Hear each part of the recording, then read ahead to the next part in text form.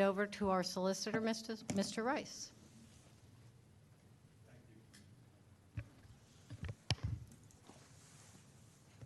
I think the first thing maybe I should try to do is recap where we are, what the procedure is. I've gotten emails over the last week or so.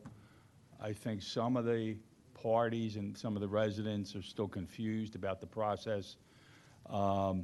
If anybody's looking for documents or anything that has come in during the course of this proceeding, either Peggy Hagan or I'm sure Mr. Falcone can send people copies of anything if you're looking for documents or plans or anything else. It's all available. And there's been a couple requests over the last 2 days, nothing since December 19th or the last two hearings. So here's the procedure and what the board is subject to. As I said the first night in October, this is a quasi-judicial hearing, much like what a zoning hearing board does, conditional use hearing.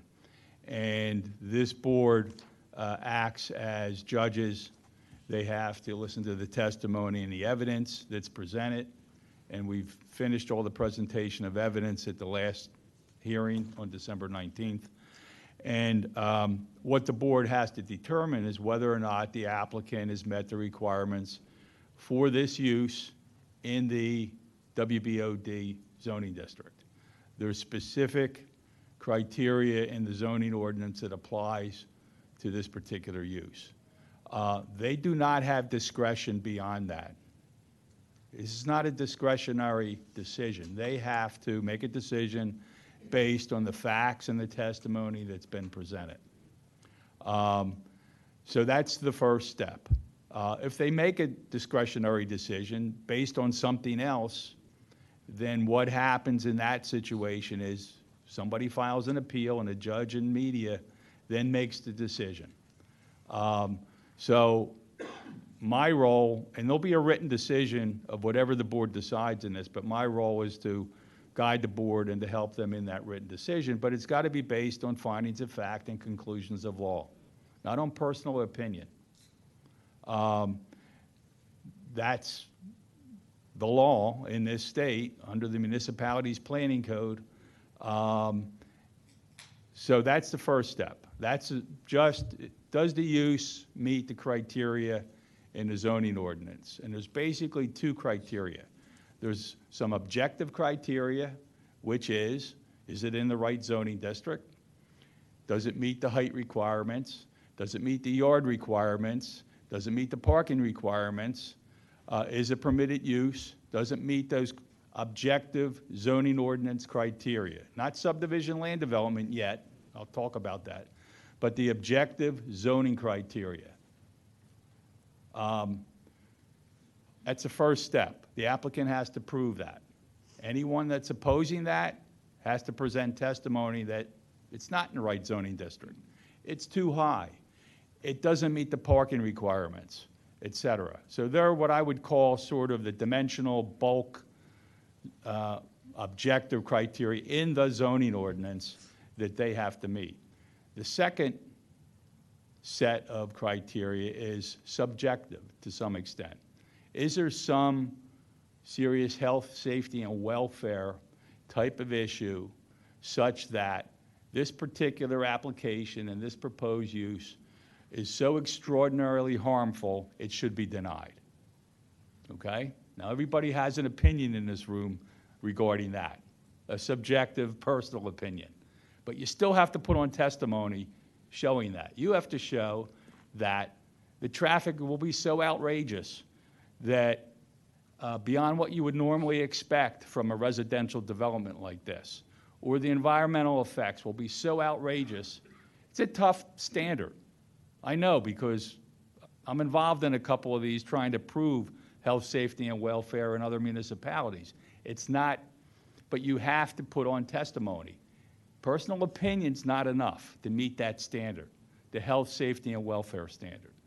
And the reason why the law is set up like that, because in the zoning ordinance, when this zoning code was enacted, the board at the time, not this board, probably 4 or 5 boards ago, or more, maybe 10 or 20 boards ago, when that zoning ordinance was enacted, decided that this was an appropriate use for this zoning district in the WBOD. So whenever the WBOD was enacted, which I believe was in the mid-90s, that decision was made to permit this use, subject to these conditions, subject to this density in that district.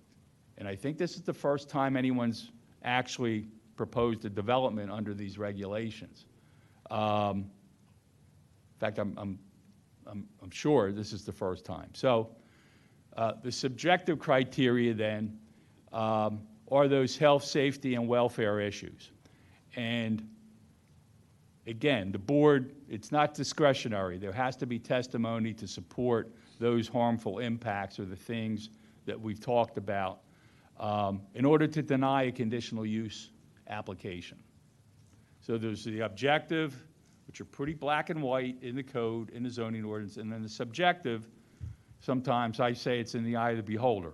But you still have to have testimony to support any reason under that standard to deny an application. And this is just zoning at this point. In terms of any kind of approval or ultimate construction. So conditional use is that process. If there's an approval of the conditional use application, then the applicant's going to take this plan and go through the land development process.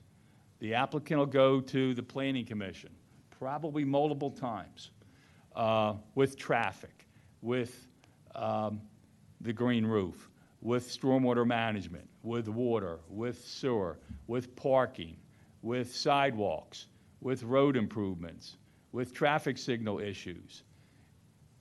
That all gets hashed out in front of the Planning Commission during the land development process, much more detailed, much more information.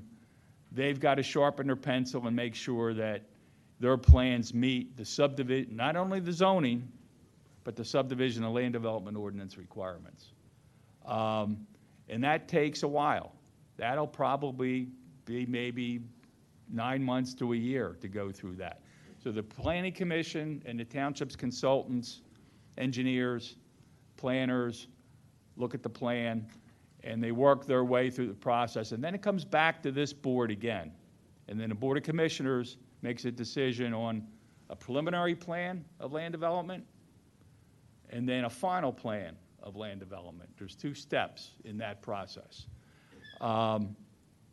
And anybody can participate in those. They're going to be on agendas of public meetings if the conditional use is approved. And again, people can come and present other arguments or objections that they want during the land development process. But that is a much more detailed, lengthy process than what we're doing tonight. This is just the really initial step that the board has to make under the zoning code as it was enacted back in the mid-90s.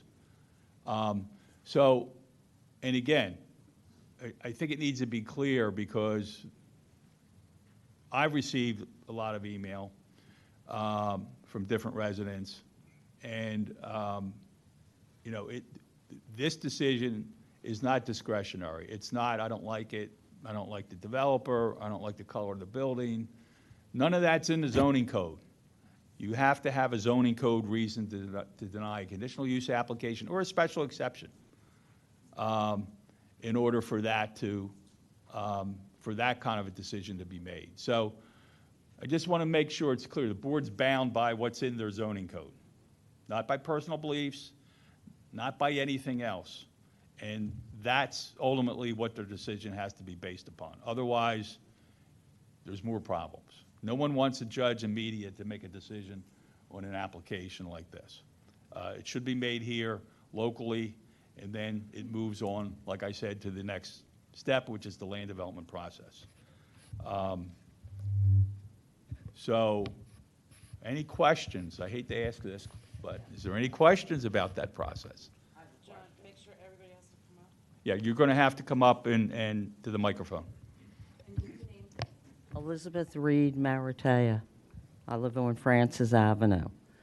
I guess my concern is we're not allowed to say anything now about what we feel or how we object to this being built here. It's already past all that stage. Is that what I'm supposed to understand? No. No, what has finished is the sworn testimony and the evidence. Tonight, and you spoke in public comment on December 19th. You were the Right. only person that got an opportunity that night, reading the transcript.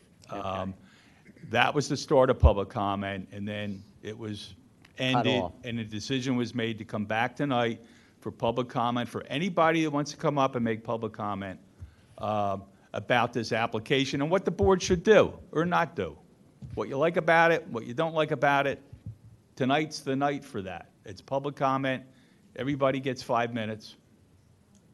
5. Okay. I'm going to keep the timer. So my 5 minutes was already used up at the last meeting? Your 5 minutes was used up, yes. Okay. Thank you. But, She literally came up and asked for me. yeah. Why don't we do this? When everyone else is done, do you want to come back up then at the end? Well, I just got out of the hospital from having a bleeding ulcer last week. Okay.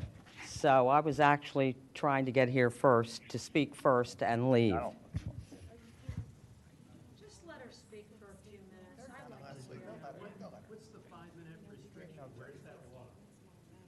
That's the sunshine thing, but, I mean, this is public comment. We started it at the last meeting. Right, but we didn't even know we were gonna have a last meeting until days before, because they said it was gonna be in January, so nobody was around December 19th. We're not taking comments from this.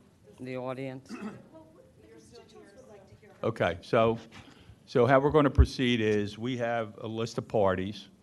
Ms. Marite, you're on the list of parties. The parties can go first, make whatever statements, arguments you want to make, and public comment, however you want to phrase it. And we'll go through the party list, and then anybody else that's not on the party list can come up, and we'll have their 5 minutes of public comment. If that's acceptable to the board, we'll proceed, and you're first. So I can continue on. Continue on, you get 5 minutes. Okay, I guess my biggest concern too is why isn't this property going to be purchased by Radnor Township and made it as a public park for the residents in the area? We have a lot of mothers walking around with new babies in the area. They have no place to go.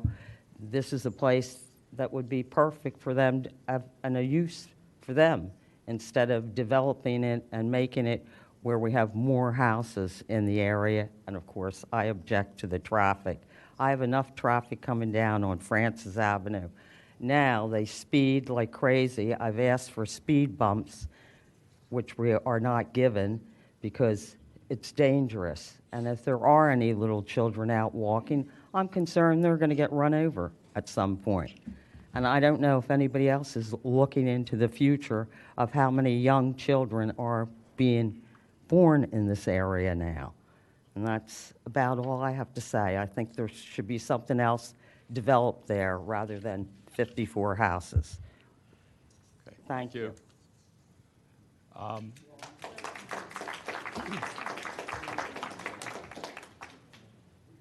Okay, I'm going to go through the list of parties then who can make whatever closing statements they want to make. Mr. McGillivray, is he here? Mr. Angus Ronald McGillivray. He couldn't be here today. I'm his wife. I could speak to him for his I could read his letter. I have his email. I was going to read that when everybody else was done. I have that. So I have an email. He wasn't sure whether he was going to be here. So I have that. I will read that. Ryan Breyer?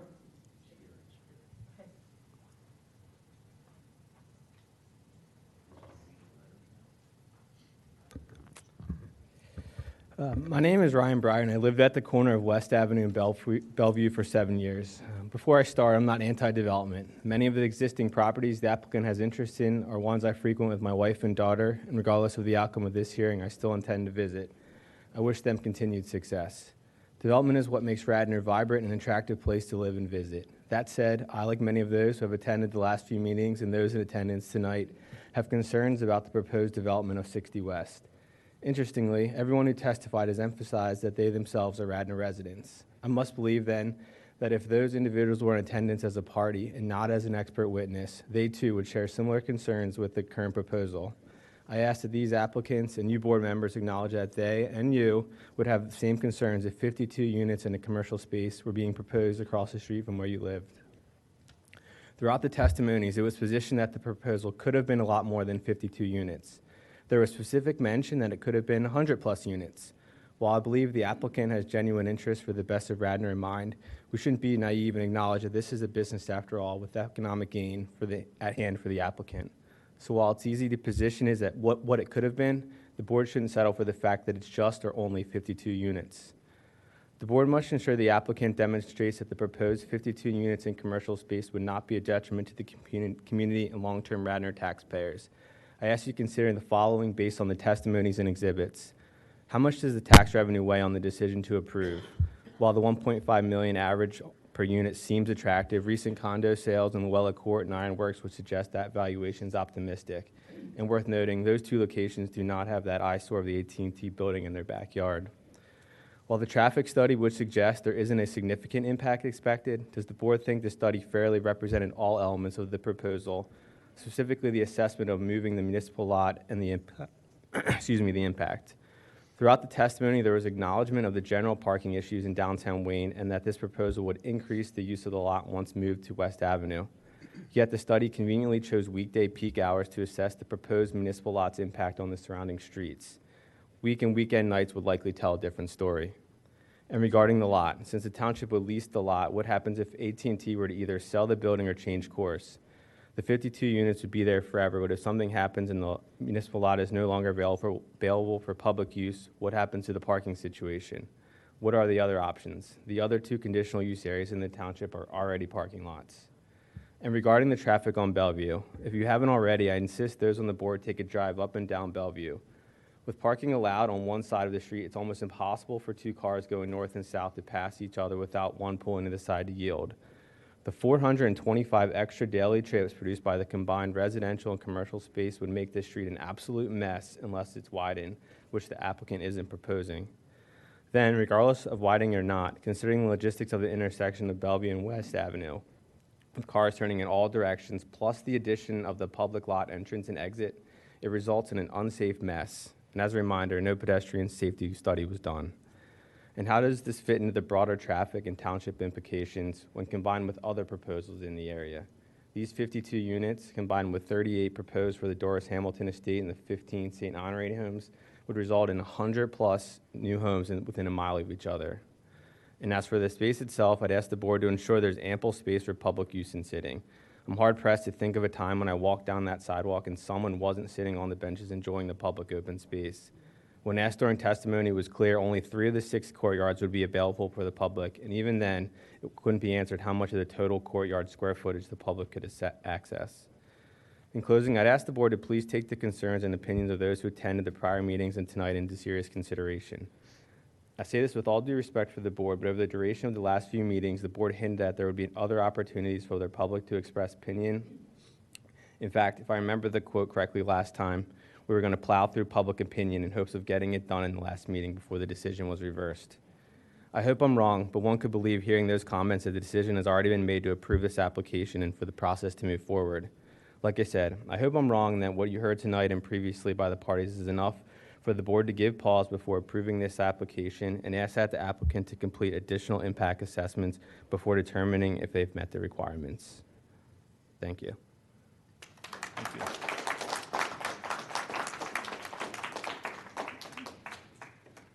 Brian White.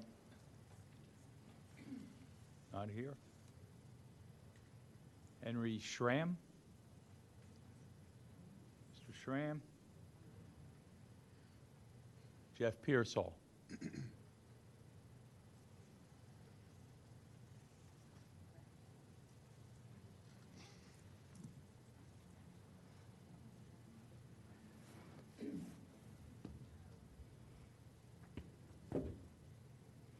Yes, I thank you for the opportunity to speak once more in regards to this property. There's many things within the decision of developing this property as condominiums that I can see a value, but there's a number of things, including what my predecessors have talked about, that need to be reconsidered. So my three areas that I've tried to zone in on, and on the whole thing, were the density of the property, the number of units, the size of the building, the height of the building. I was told because of special use, this can go to 5 stories. That in itself is a bit worrisome to me. I would like to see, on anything like this, to cut down the amount of units so that you can properly landscape, green space, and really make this an attractive building as opposed to some large apartment building with no true aesthetic value. So density is number one because it leads to my other 2 areas. So I would ask the board to really look at that. This can be a very property that could be, the whole township could be proud of, to look at as it drives by.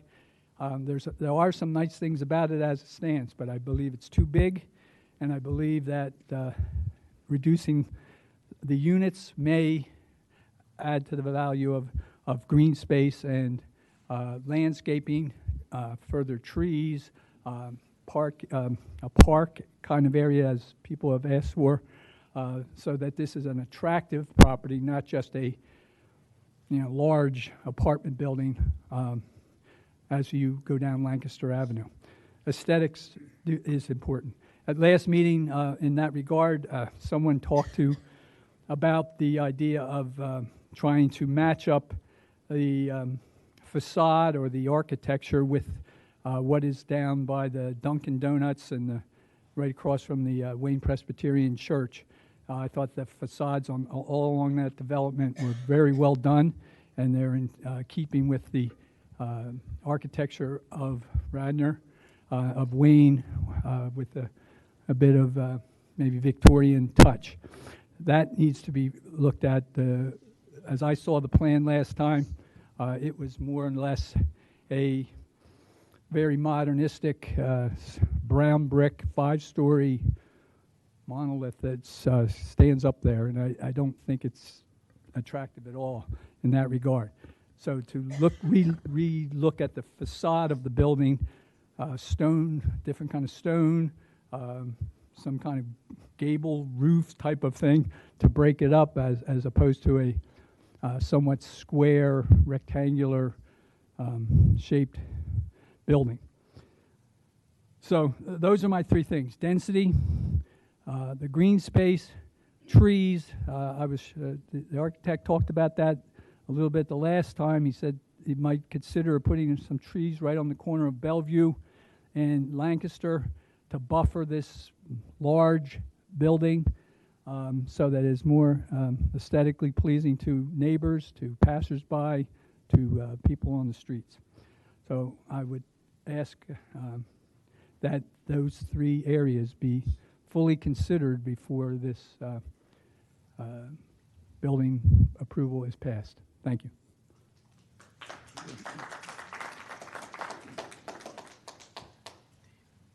Sandy Bauer. Carol Burns. Brooke Hunt. Eileen Stoveld. Oh, Brooke Hunt, sorry.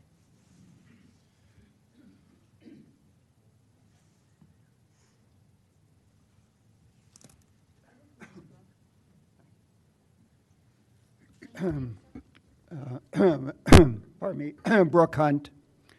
Commissioners, it's a privilege to stand before you. I live at 116 Banbury Way. Parcel B, the 60 West project, will have short and long-term implications affecting the quality of life for the residents on Bellevue and the West Avenue corridor. Short-term applies to Parcel B, The effects, including increased traffic, have been the focus of our current deliberations. Long-term applies to Parcel A, the AT&T building, and the railroad parking lot. A future agenda item is the domino effect 60 West could have on the remaining AT&T properties. Parcel A and the railroad lot make up close to 4 acres, prime development land. If Parcel B is fitted out to 52 units with 126 parking spots, conceivably, the 2 remaining parcels could accommodate double, possibly even triple, the number of units and parking spaces. I have read recently in the Wall Street Journal where AT&T Corporate, to cut costs, is closing or consolidating facilities. Conceivably, in the next 5 years, the remaining Wayne properties could be sold. Perhaps the township is well aware of this and has had discussions with AT&T. It's imperative to include the residents in this dialogue, as they will be further impacted. I urge the township to develop a long-term plan to address the interests of all affected parties. Thank you for your attention.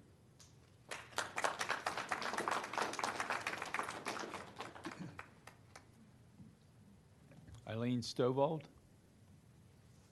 John McGrath.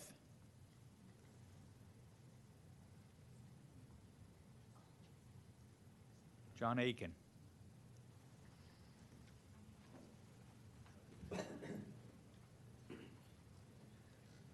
Before the clock starts ticking, was it permitted to bring pictures?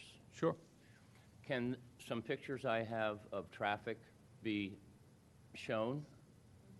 I think we have Ian's here. If you could put him on that table, Mr. Aiken. Okay. There's an overhead camera Oh, that will come down, and right. there we go.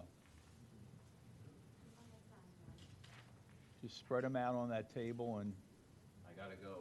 Okay. He'll move it for you, Mr. Aiken. He'll center it for you. Don't touch the cord yet. Okay.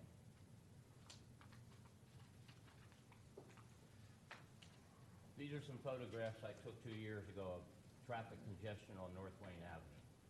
I simply will have them here to illustrate how some of the traffic will affect us on Bellevue. Can I go to my letter now? yes, please. Which I timed at 4 minutes and 28 seconds. If Well, you take fine. as much time as you need to get through that. I'm sorry? Take as much time as you need. Go ahead. Okay. I'm John Aiken. I live on Bellevue Avenue across the street from the proposed project. This proposed building project has generated a massive amount of information by both parties. Many pages of rules, regulations, be it laws, ordinances, statutes, codes, etc., referenced by both parties.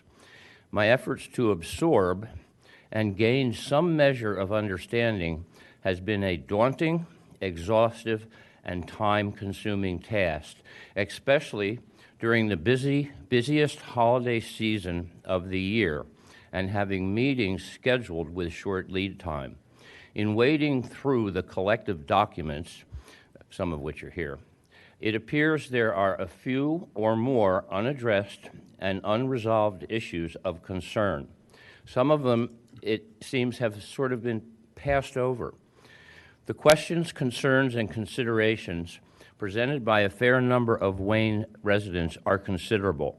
Some are major concerns, some moderate, and some, relatively speaking, are minor.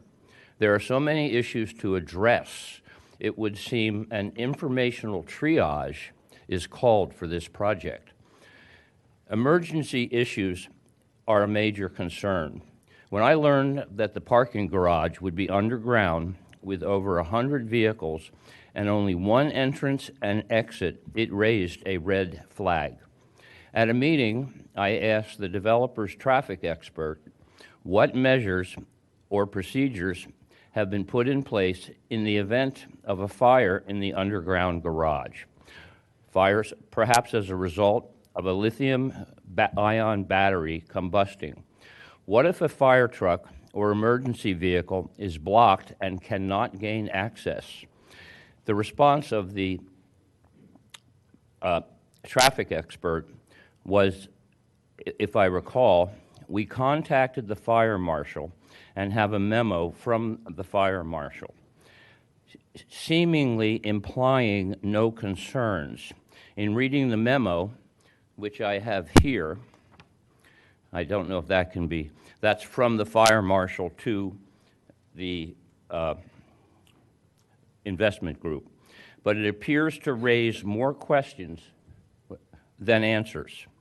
The sewer infrastructure is a major concern. How much of the sewer system is aging infrastructure? Is the proposed building a possible cause of unforeseen problems for residents in the future? The lateral feeds in the neighborhood, or in any house, from house to curb and curb to main sewer drain are at least 100 years old. Many of them are made of 3-foot sections of terracotta piping. Has a sewer study been completed? Environmental and ecological impact. This has been excessive and ongoing over decades and the last century.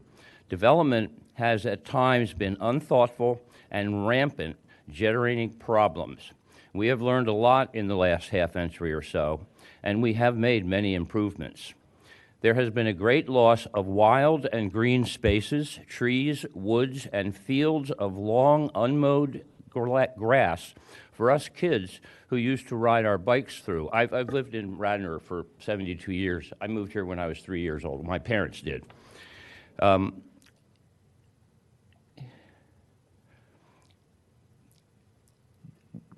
Those fields and woods and trees are long gone. My family has lived in Wayne and Villanova for 72 years. I have observed the environmental degradation over my short time. We, collectively, have not been good stewards of nature's bounty. In any new or redevelopment, should we not be looking for ways to reclaim green spaces? For one reason, among many, is to allow rainwater to recharge our area groundwater rather than rainwater runoff into Darby Creek. There are also ecological issues with the debris washed down the drains, sorry, I didn't have much sleep last night. Two solutions and or alternative uses and development of this property.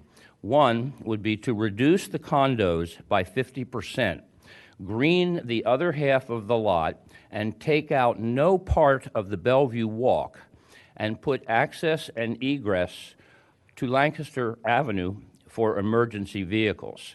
And I would see the Hall condo construction move to the east side of the parking lot.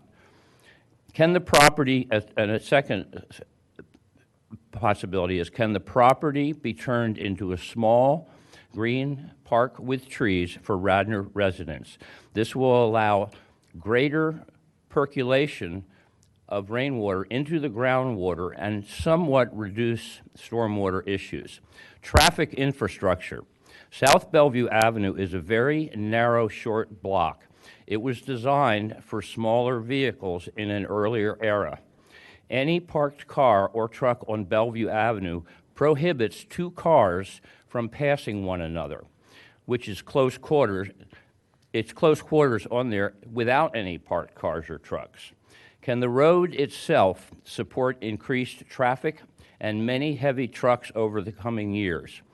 Will the township need to widen and upgrade the street at some future date? Traffic on Bellevue can be dicey at times. Turning onto Lancaster Avenue can be a challenge at any time of the day. We already have traffic congestion and parking difficulty in Wayne that will probably increase. How much time do I have left? Okay. One of the subjective things, I'm trying to be objective, and how can I tie this into some of the Wayne business District Master Plan, where it is stated that the challenge to build upon the familiar and in some instances beloved patterns in careful and subtle ways that complement and reinforce the existing township without drastically changing the small-town character of Wayne as time moves forward. I'm a professional artist. I have extensive credentials in business and art and across the country with many artists and such like that. I deal with structural mechanical integrity. I deal with design and aesthetic integrity. In my personal subjective opinion, this project, it's going to block the sunlight to my house in the morning. It's sort of a looming monstrosity that dwarfs people on the street. And in this picture, it shows this right here is Bellevue. Oh, no, I'm sorry. Yeah, this is Bellevue Avenue.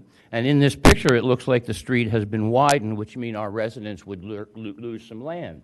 And this building looms over this, and I don't see, as a professional artist, it's lovely, it's done well, but it doesn't seem to mesh or dovetail with the character and the ancestry of development on the main line.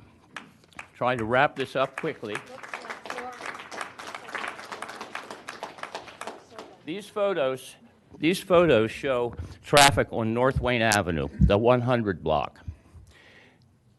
These ones were taken right after lunch at about 2 o'clock. This was 2 years ago. These photos were taken just before rush hour traffic. And you can see by the lights, this traffic on North Wayne Avenue is backed way up the street. This street is designated as a single road use, but it is used as double road, and you can see in these photos taken at 2 o'clock in the afternoon, you can see the double lines of cars. In this case, all of these cars are violating, I don't know if it's a code or an ordinance or what, but this road is technically designated as single lane use, except down at the intersection where it hits Lancaster Avenue, and there's some lines that tell you to divide the cars so some can turn left and some can turn right. And it can get very dicey here. Now, I don't know when the traffic study was done and what time of day, and these are photos during the day, and you can see again these lines of cars backing all the way up to the pub. That whole block can be blocked by double row traffic, and that's a single-use lane. But both lanes, at times of the day, will have 4 rows of cars in them. This is just some of the traffic congestion that we experience in Wayne, and I could go further. The last thing I'll leave you with is, this is a copy of the memo that was sent to Steve Norsini from Michael Mesco, and it was regarding the building project. These notations that the fire marshal made don't really seem to answer questions. They seem to raise more questions. I will yield reluctantly. This is my short version of presentation. I spent 10 hours yesterday writing this. I wrote this letter 8 times before I got it down to below 5 minutes, and what I felt was, appropriate thing to do. At any rate, as Brooke Hunt said, I am honored to stand before you in here, and I thank the Constitution and the democracy of our country that I have the opportunity to stand here, express both my subjective opinions and my objective opinions. And I think, and I'm absolutely stunned, warming the cockles of my heart, that so many people have shown up, and this is the best turnout we've had. There are many people who could not make it, and Ron McGillivray, well, his wife is here. He had pressing matters. We all have pressing matters. Liz has a bleeding ulcer. She felt it was important to come here. If I may say, Mr. Hunt has a sciatic injury. It's difficult for him to walk. Okay.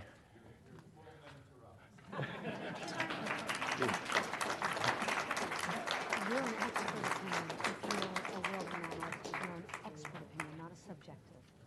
It's both. Thank you very much.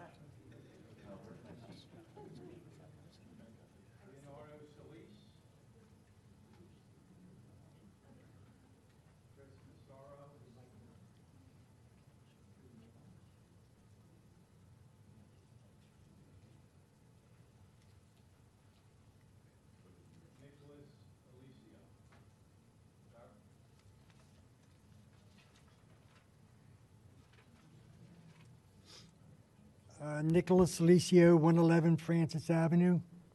I would just like it on record, a little late on this, but after I read the traffic study, if I'm not mistaken, I think it was Banbury, West, Route 30, Bloomingdale, Bellevue, and why was Francis Avenue not included, since Francis Avenue is one street over from Bellevue? And as Liz says, Francis Avenue gets, over the years, people have understood, since it's a one-way street, that it goes around to, goes from west to Banbury. So it's a cutoff route.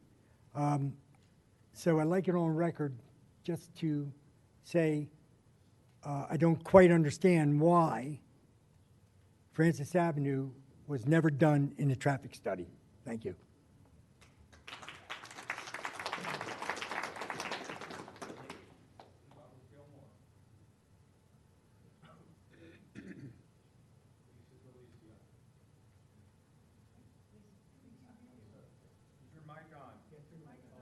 Sorry, it wasn't.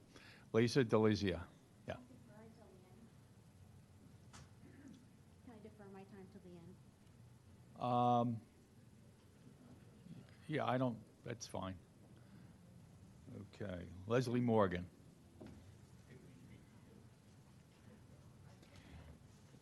Good evening. I'm Leslie Morgan, Farm Road. So I'd like to speak a little bit on a broader, higher level of 1-1, because I've been coming to these meetings for a lot longer than many people here, and I am very impressed with the turnout.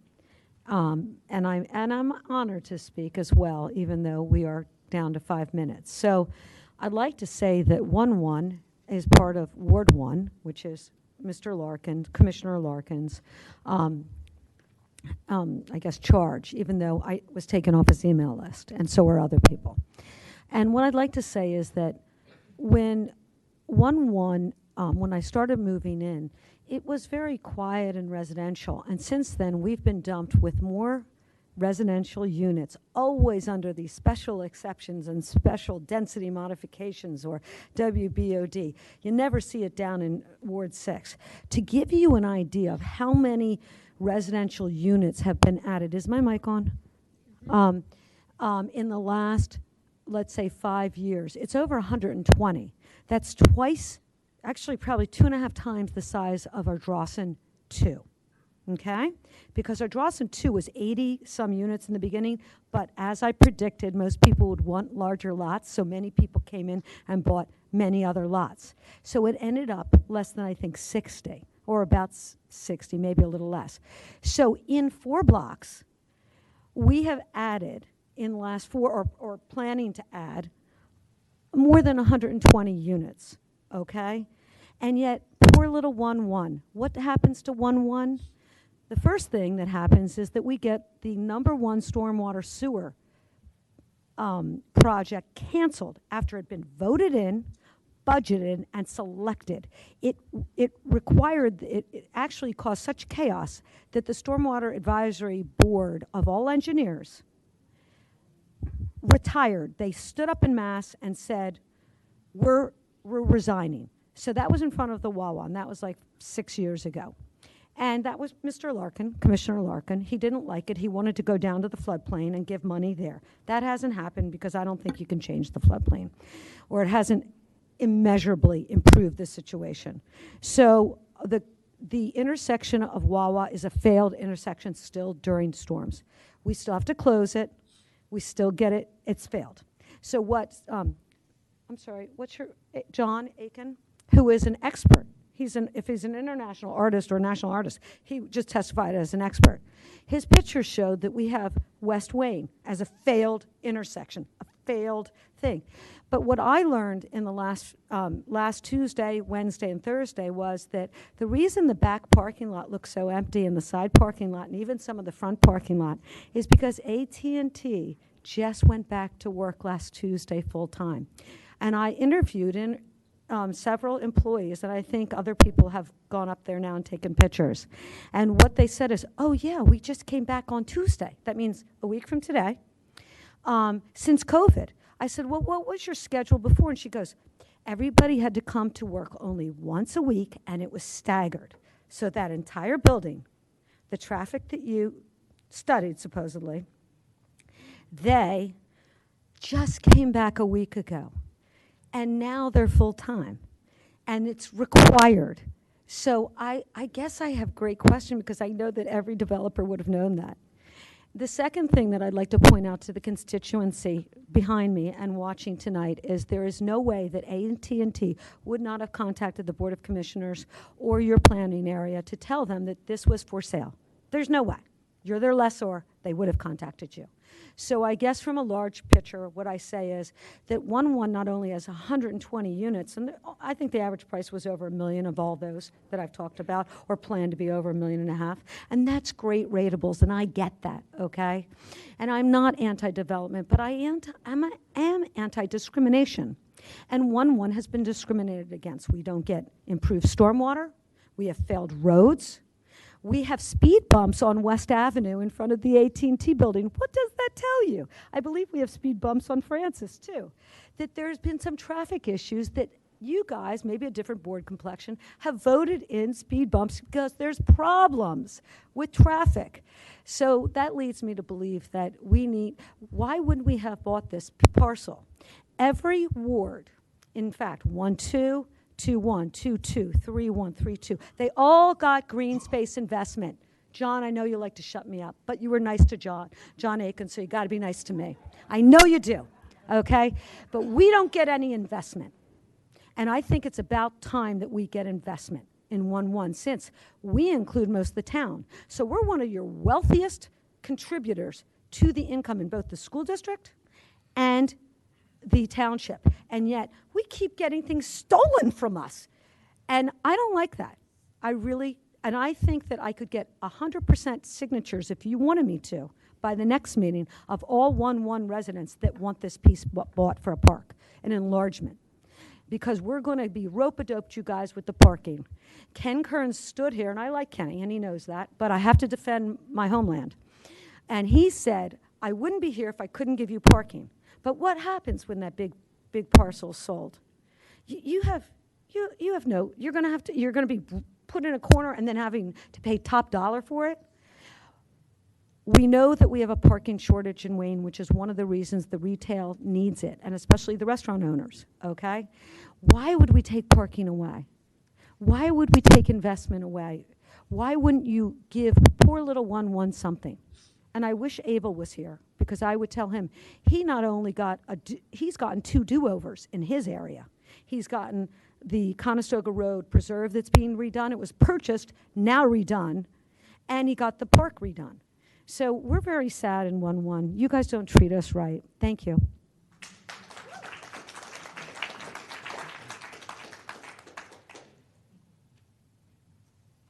Dan Prima? No. Kathleen Wright? Not tonight. Thank you. Mike Bellitsiris? Mike? Eileen Ware? No. Diane Ware Klassen? No. Michael Lahota? Yes, sir.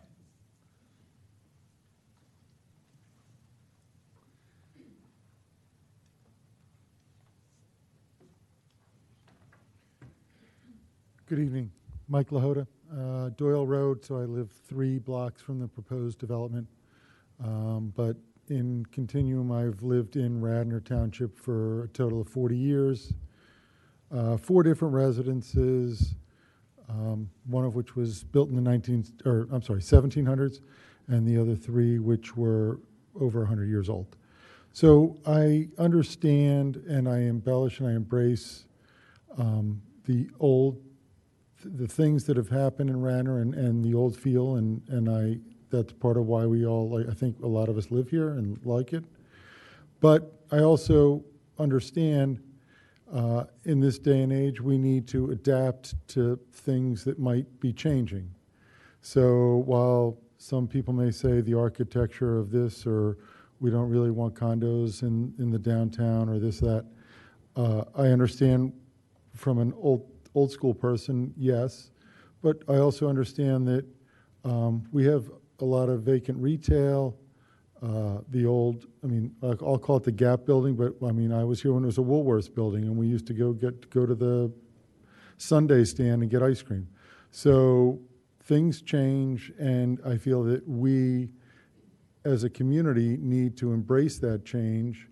And while we don't want it to change too fast, we have to take it in gradual steps to continue to make our community lively and viable.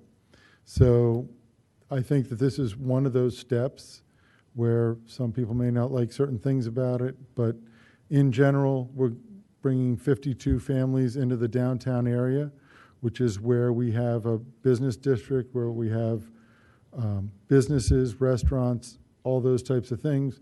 When we're going to bring more people in to try and embrace that, embrace the SEPTA, the R5, or the whatever we want to call the rail line.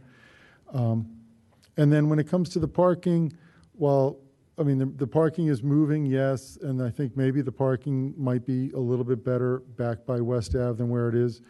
But I drive by this area, living on Doyle Road, I drive by this area 3, 4, 7 times a day. And it's not really during the day that we have a parking issue.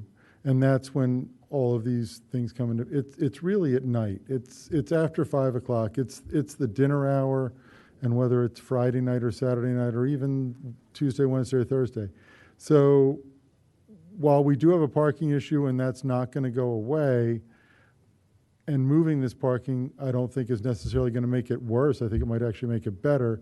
I think the parking issue is not something that gets monitored by the meters that go from 8 a.m. to 5 p.m. or anything like that, but it's really something that happens off hours or after hours, and not something that really gets impacted by this. So all in all, I'm in favor of this project. Thank you. I was going to say don't applaud. Chris Todd. Good evening, Commissioners. Christopher Todd, 108 North Wayne Avenue, Wayne, PA. Hey, I just want to come up and throw my support up here as a business owner on North Wayne Avenue, coming up on 24 years. Apologize to my customers who aren't into this thing, but sorry. Pardon me? Yeah, well, why not? I'm still putting a kid through college. The one thing, what I understand from this meeting, it's the conditional use, correct? Mm-hmm. So pretty much it's, what I understand is this project is falling into that category. What I will say is everybody's hitting the proper points: stormwater, traffic, parking, trees. It's all important stuff. And by the way, we need a park in the center of town, not on the side of town. But that's a whole other story. And I look forward to that conversation in the next meetings. It's very important. Wayne's a great town. It's been growing. I mean, how many apartments have down on South Wayne past Land Rover they just built or redo? So it's a growing town, and I think all these things should be covered and will be covered in the future, in the next year. All right, that's all. Thank you. I like you, Chris. What can I say? Reed Taylor. Mr. Taylor. Deanna Stone. Scott Gensler. Scott. Nina Ware. Yeah.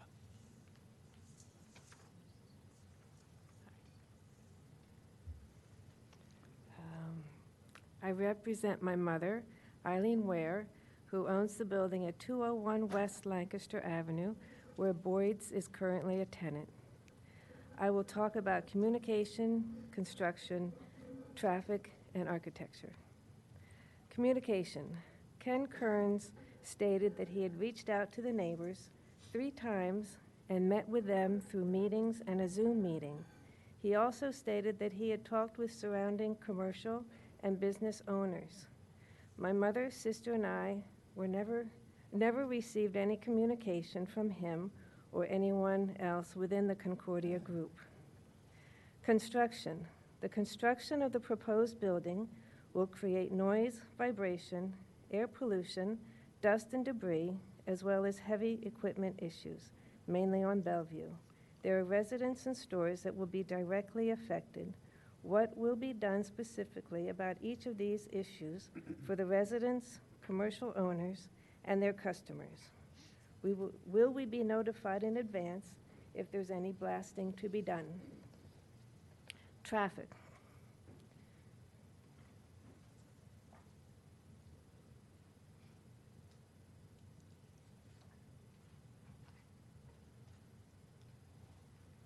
The traffic study showed traffic from 9 a.m. to 11 a.m. and 4 p.m. to 6 p.m. A traffic and pedestrian... 1 minute. Sure. We need Ian on the overhead, please. There we go. Okay.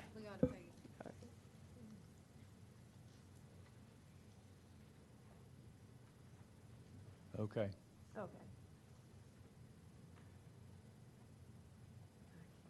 There we go. The traffic study showed traffic from 9 a.m.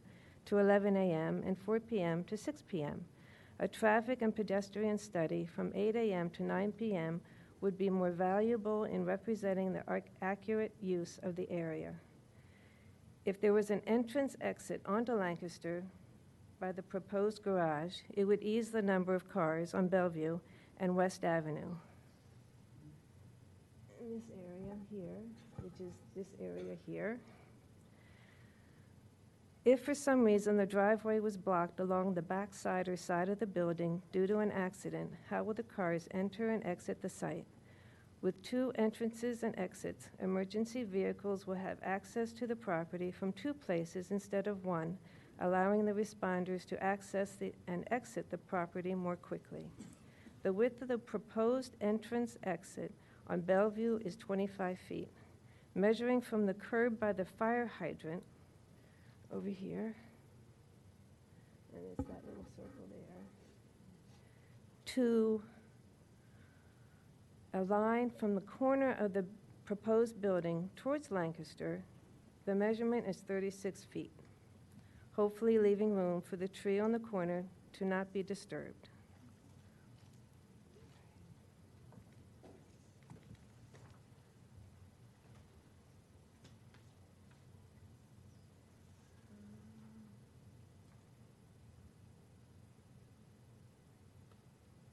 With Concordia having the right of first refusal, if AT&T sells the building and more condos are built, the amount of cars could triple on Bellevue and West Avenue.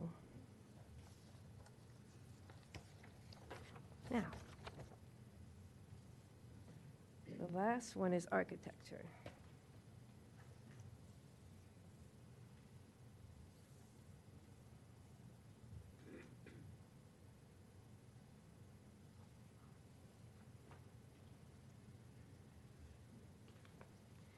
It was stated by Ken Kearns and the architect, the proposed building is surrounded by modern commercial buildings.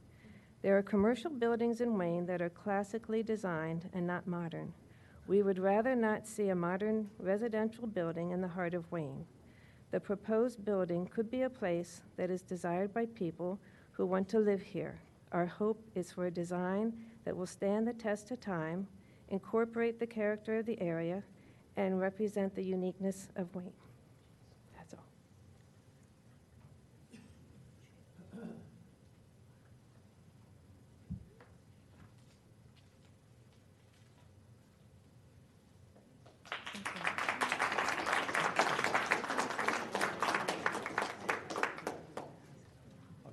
I'll go back if there's any parties. Okay, Lisa Delicio?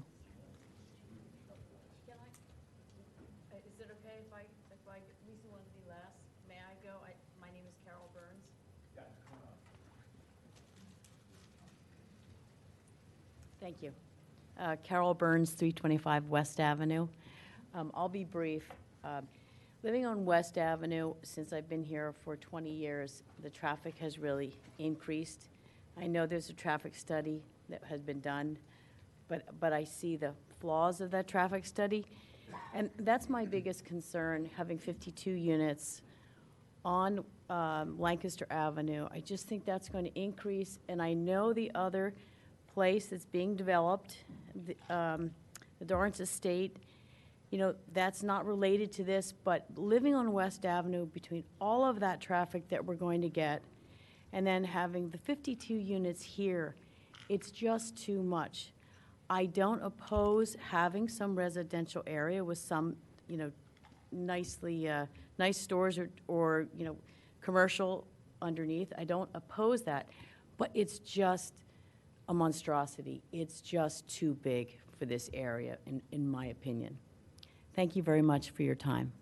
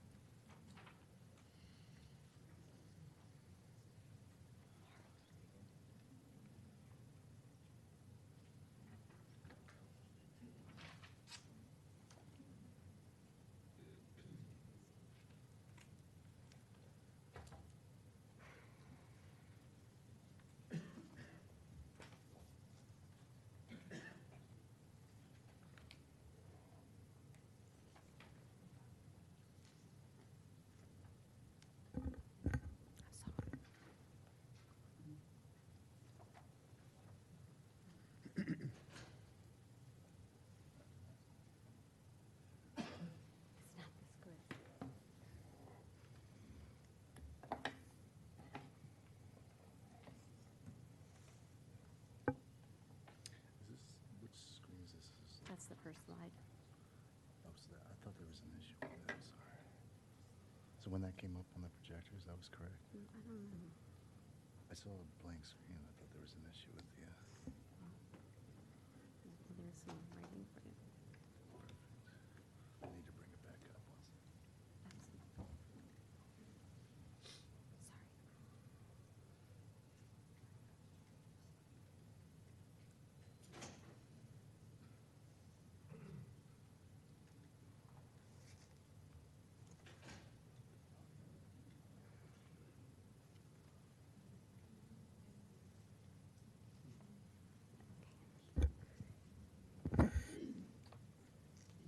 Can I begin?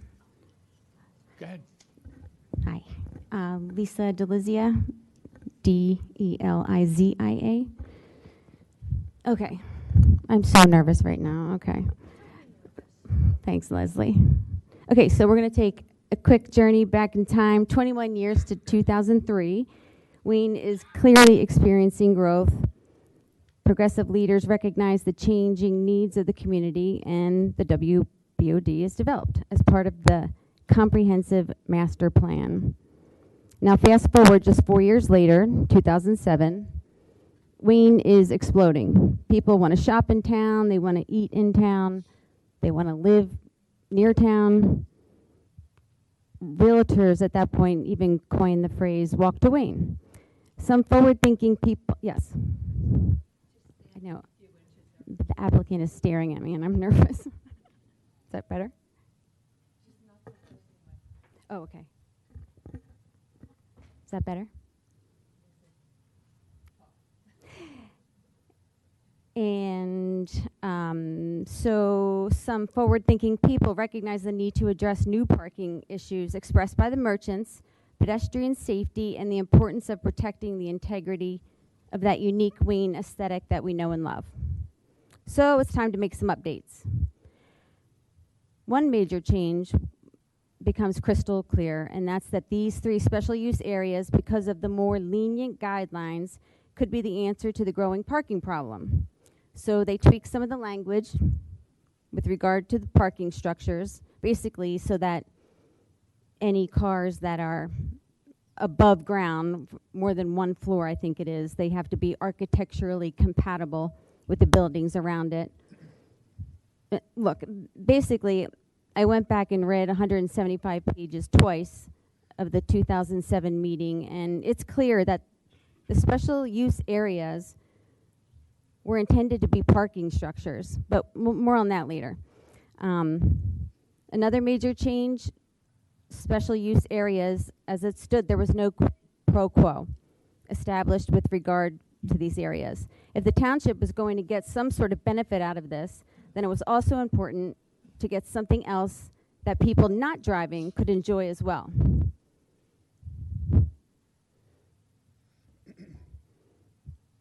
This guy, Matthew Bowman, he was one of the forward thinkers. Not sufficient to merely hope that a developer would add a community parking structure or would provide some other benefit to the community to justify special treatment as regards to use and zoning. So they add number 6 to the special use area section. So now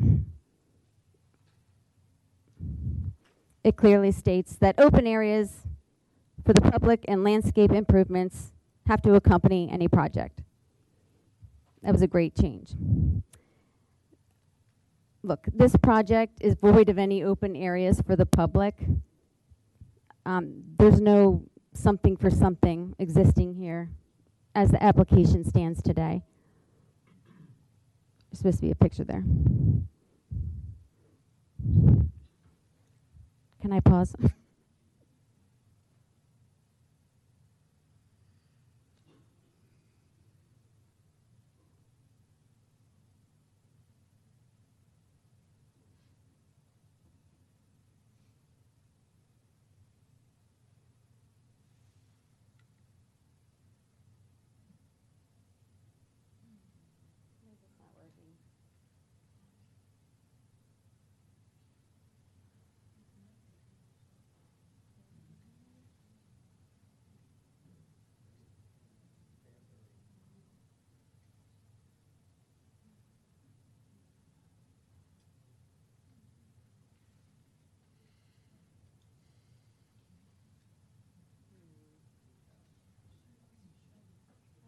How do I show these pictures?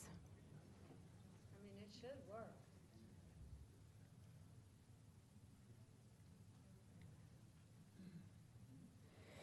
Please touch the middle thing.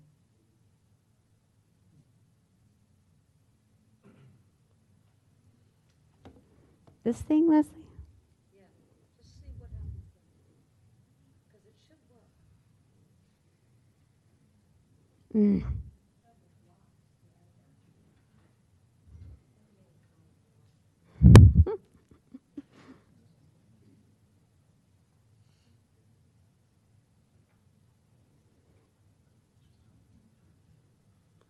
Image not found. Do I have to be online or something?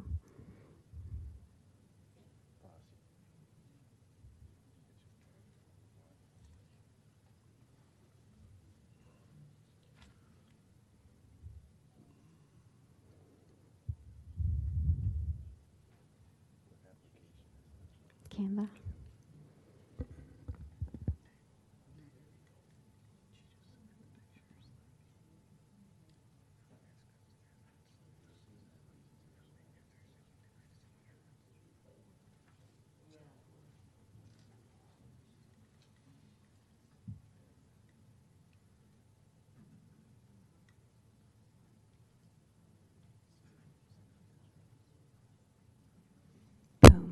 He is a wizard.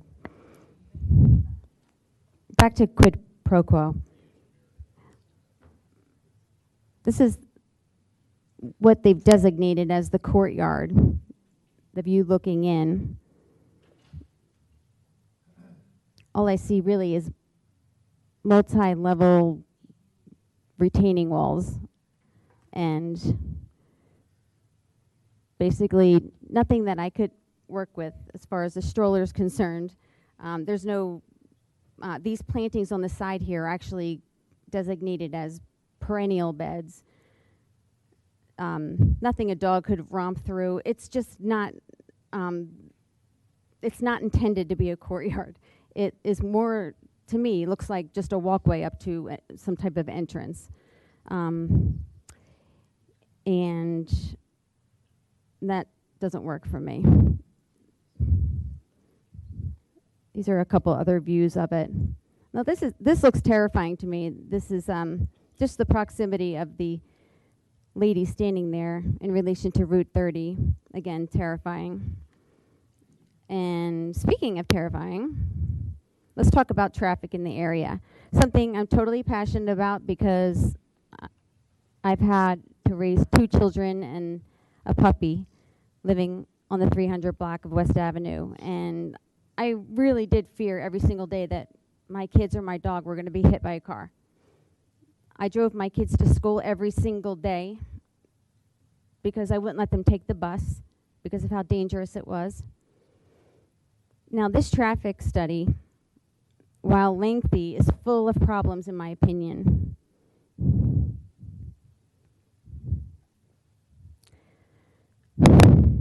I get very upset when it comes to the traffic.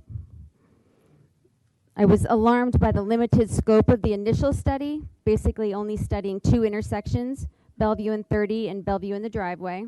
But even when we asked them to go back and research 7 more intersections, they came up short. They kind of lumped them all together and looked only at traffic coming and going from the municipal lot, the AT&T train track lot, my kids call it. They used empirical data, and I'm pretty sure those numbers are skewed because the trip manual, 11th edition, was published September 2021. I'm pretty sure nobody was driving that much then. I think we were dealing with the Delta variant at that time. So those numbers are skewed. And look, I could go through each point and talk about all the problems I have with this traffic study because I really did take a look at this soup to nuts. And a lot of these things were already considered by other public comments. And what was I going to say about, I feel like Dr. White uncovered on his cross-examination of the traffic study witness. Basically, I just think it's safe to say that we need to go back to the drawing board with regard to the consideration of the impact on traffic and proposed roadway improvements. That's another one of the things that they're asking you to take a look at. Here's another idea. Are proposed 52 condos on Bellevue and Route 30 going to add more traffic to the area? Yes. Is moving the municipal lot to the train track lot going to create more traffic on West Avenue? Yes, probably. As far as I'm concerned, this traffic study has lots of problems. I hope you guys just recognize that. It's important, though, to, when you're talking about traffic in the area, to really look at the totality of the development in the area. Kind of like Leslie was saying, Ward 1 has been busy. I did my best on this with the kids' help, so hopefully you can kind of just get a quick little glimpse of what's going on in the area. Over here, Eagle and Radnor on the right side of the screen. I'm pretty that seems to be going well. Everything's going smoothly. I'm pretty sure Concordia was the original applicant on that. Maybe they flipped it to someone else, but the sign is different now. I'm not sure what happened there. And then, of course, we've got St. Honoré, which is looking really good. Again, I'm also not anti-development. I think St. Honoré is going to be a great thing. It's just a shame that these people here, and maybe even this future Hamilton Estate project, I have no idea what's going on with that. I just feel bad, because not only are they not going to be able to cross Eagle Road safely, but they're not going to be able to walk to Wayne. You guys know West Avenue is a narrow road with no sidewalks. And now when there's snowbanks and leaf piles in the street, it makes it even narrower. It is deadly. And I even had a commissioner stand in my kitchen a long time ago and tell me that someone would have to be killed on West Avenue before we could have a traffic calming measure, specifically speed bumps at the time. That's what we were looking at. I'm just not willing to wait for that to happen. Like I said, passionate about traffic. I've requested and done traffic studies going back to 2009. My most recent one here, 2023, I did calculate the average daily traffic recently on West Avenue. There's 1,353 cars on average speeding down my road. I thought this number was actually kind of curious, the fact that if you move further down toward that municipal train track lot, it actually increases quite a bit. Let's talk about that lot for a second. So this is today. Leslie's right, they're back at work full time. This lot was almost full. The only spots available at 11 o'clock today were those spots on the left side of the screen there.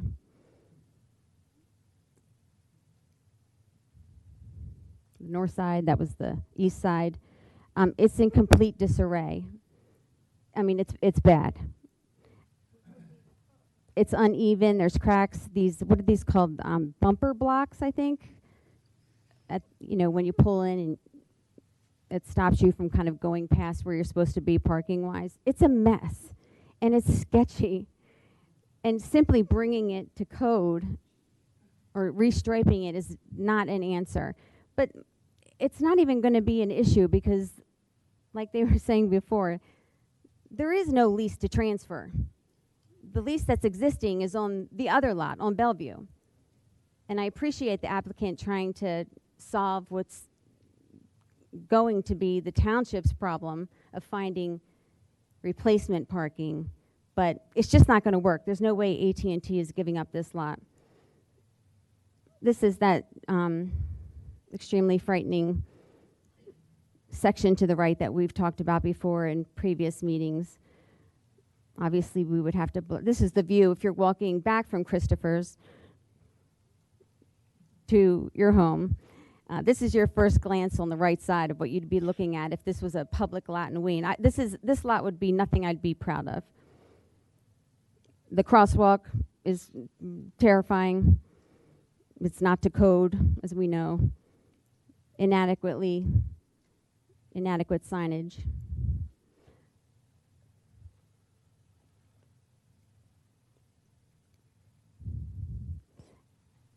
I think it was even, okay, so this is the other side. This is the AT&T parking lot on the north side of the building that they're suggesting where the employees park. That's not going to work either. It's mostly service vehicles. I think there's 50 slots in this area.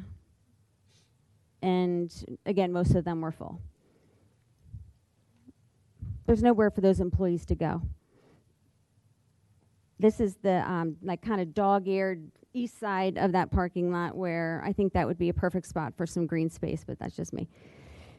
I believe it was Commissioner Wu, Planning Commissioner Wu, that suggested that the applicant reach out to the FHI studio people to collaborate on this project. And I don't know, actually I do know that they did not contact them because I did, and they said they hadn't heard from them. I also understand that this application and the new vision for Radnor, they are mutually exclusive, and I get that. But they really shouldn't be. I mean, these people are collecting data right now, and they are going to help us determine the vision for Radnor, especially Wayne. Of course, they're going to focus on Wayne. And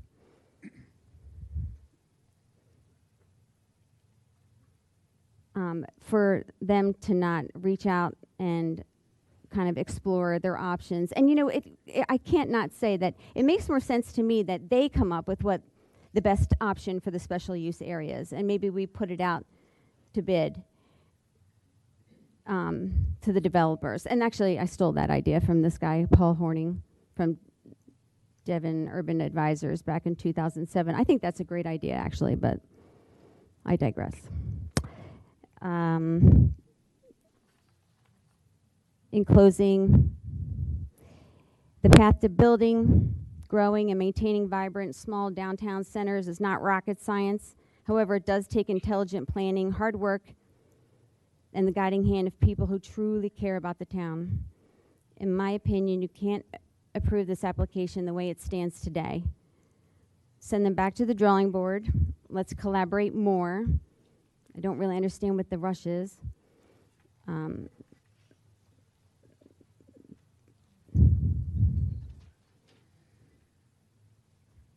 That's all. Thank you.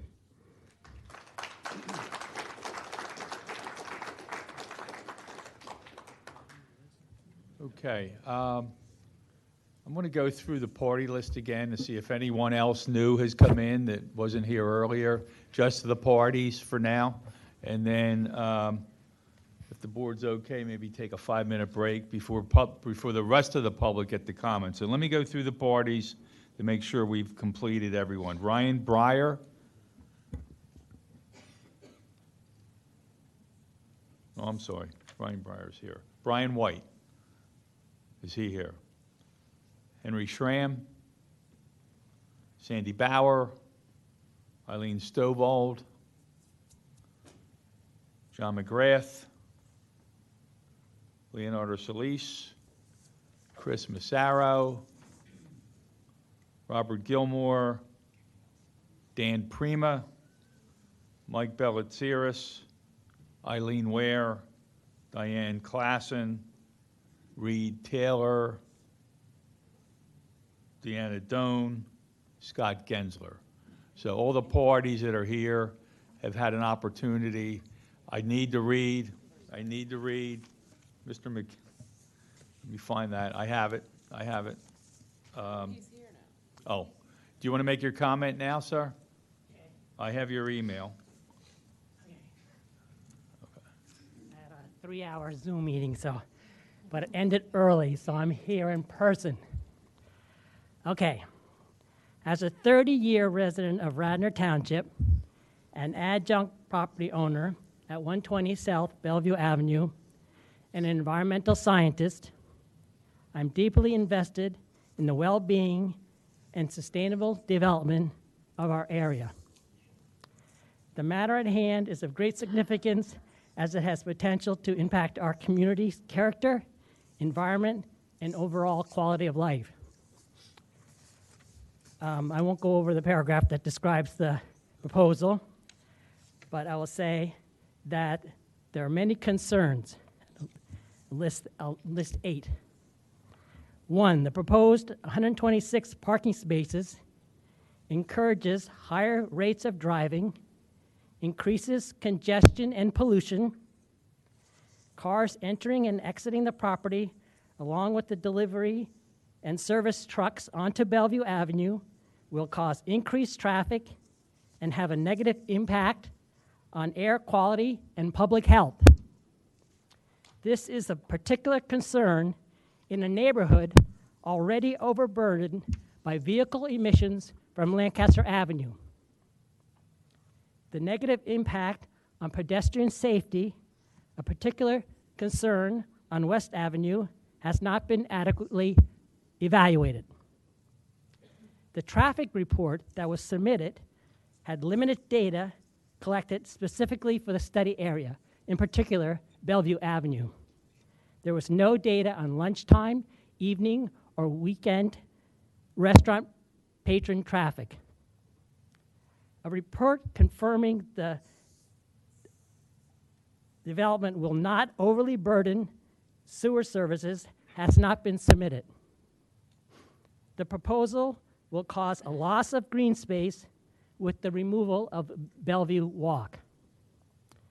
the proposal does not include any public meeting, common areas, or facilities serving the public, the general public. This is something that is recommended for special use areas in the Wayne Business District.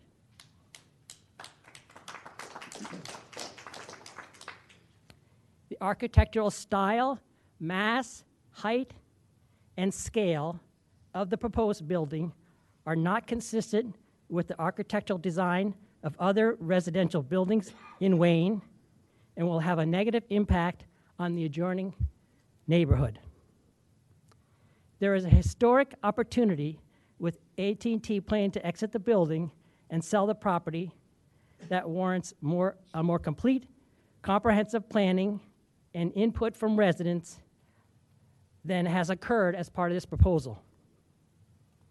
I believe that the well-being of our community should be a top priority in the decision-making process.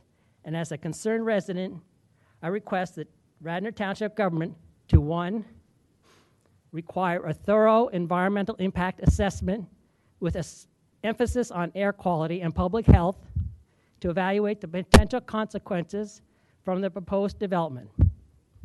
Two, require a pedestrian safety study to be conducted for the adjoining residential neighborhoods.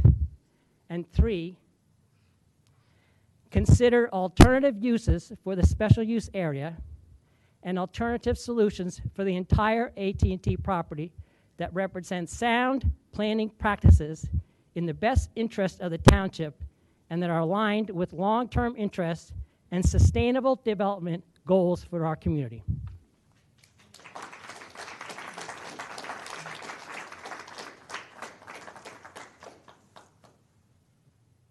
Okay, I think that concludes the party statements.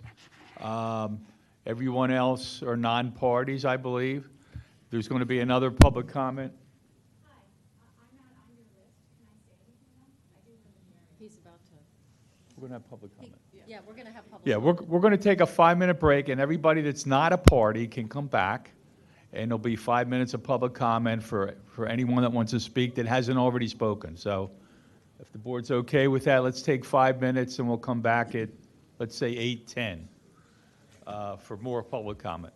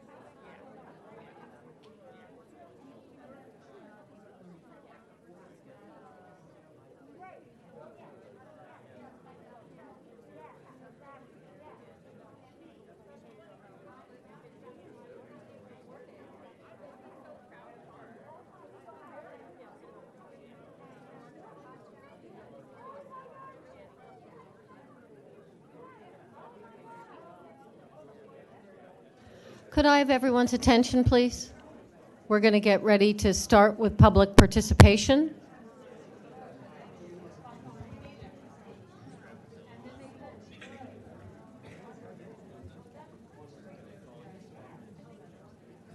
Thanks. Okay.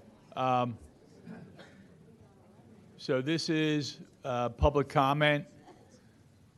Essentially, line up or come up the middle. Anyone that's not a party, hasn't already made public comment, now's the time for anyone else to make public comment.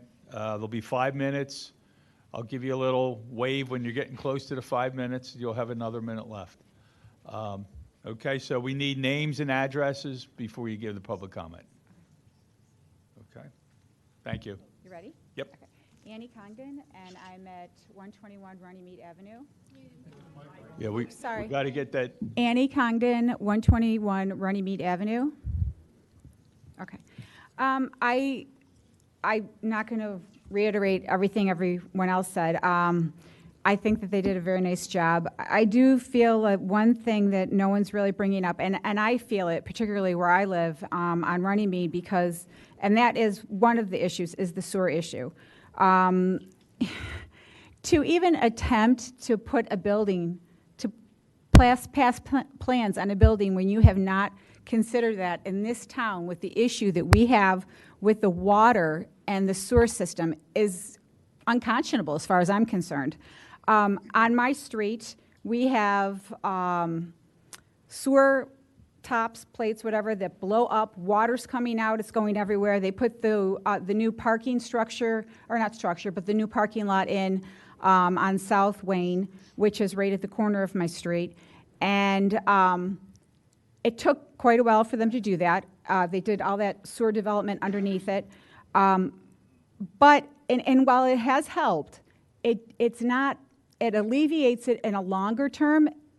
We had those 2 terrible storms this summer, we still had cars floating on the street. They went into church at the Methodist church within, I think about a half hour of church starting, that the rain came so quickly.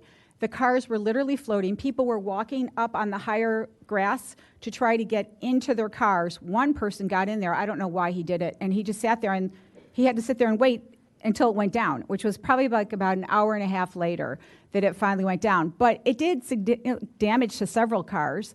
And I mean, this is after they tried to remediate the issue. This is after they did this. We're still having an issue with that.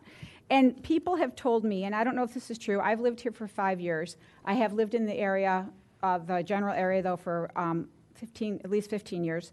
And people have told me that is due in part to all of the significant development that we're seeing on Bloomingdale, that is what's impacting our sewer system so heavily. And you're not far from Bloomingdale where you're developing. And I think to even bring a plan without knowing or not even researching what it's going to do with respect to the sewer system that we already have issues with, to me, it just doesn't make sense. So that's number one. Again, I will say the architecture, I just don't think that the design is even remotely in keeping with the rest of the town. And I say that because I love walking these streets. I walk this town all the time. It's one of my favorite things to do here.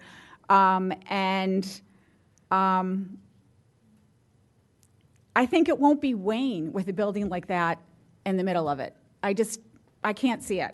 I just can't see it. And since I've been here, my taxes have literally doubled. So my house was reassessed and everything, and my taxes have literally doubled. I'm spending a lot in taxes, not to mention how much I spent for the house.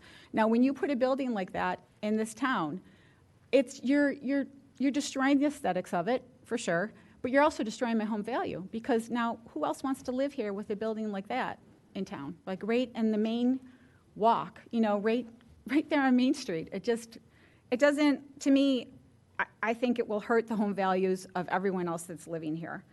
And I have to agree with Ron, the issue of having a comprehensive future plan with the entire piece of property And, I brought up to them when they sat down, there's those buildings, and they were houses.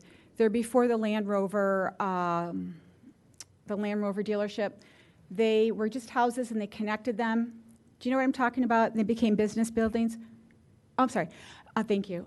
Those, when they were doing that, I was like, I didn't think the houses looked that great, to be honest with you. But once they did everything, they made it look beautiful. It was all cohesive. They have business offices in there, and it looks really great.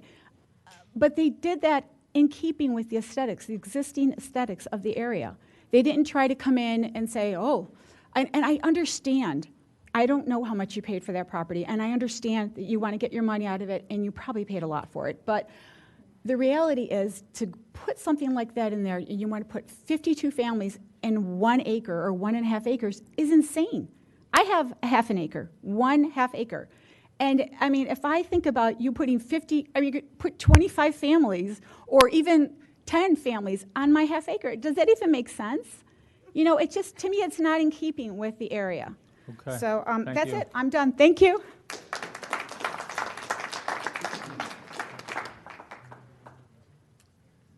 Hello, my name is Greg Hess. I live in Wayne, Pennsylvania. And by background or context, I'm trained as a health economist at Wharton, and I've conducted a number of economic studies over the years. I have approximately 150 peer-reviewed publications. When I've heard the testimonies tonight, and from the minor amount of documents that I've been able to look at briefly before this meeting, the most important thing in the results that you get in an economic study, and including reaching a conclusion about building within a town, depends on really fundamentally 3 things.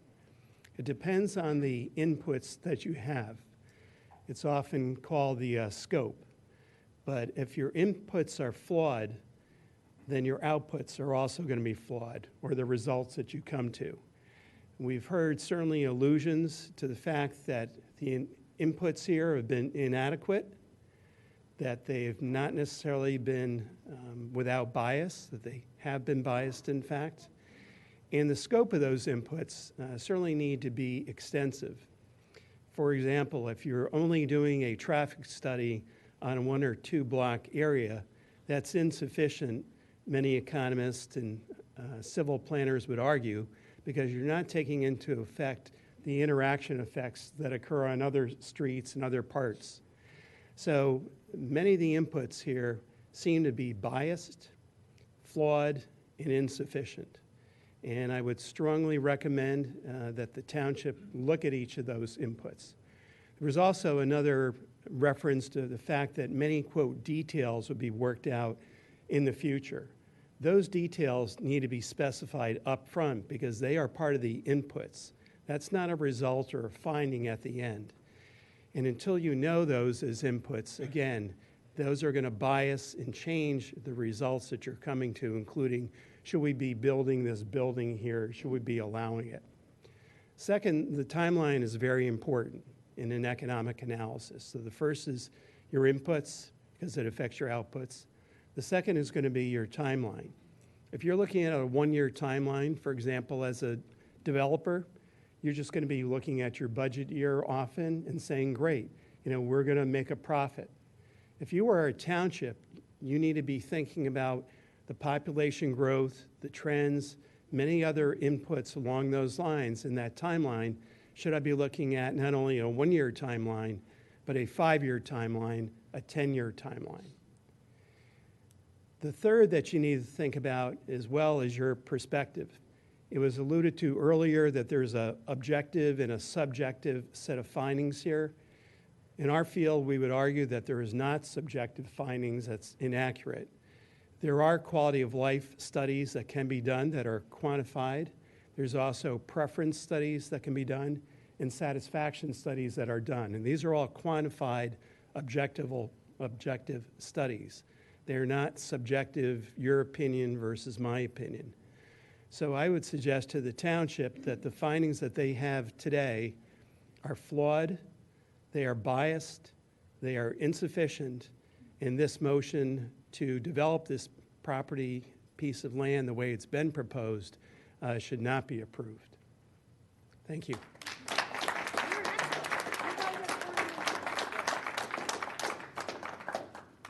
Hi, I'm Cheryl Belair. I live on West Avenue.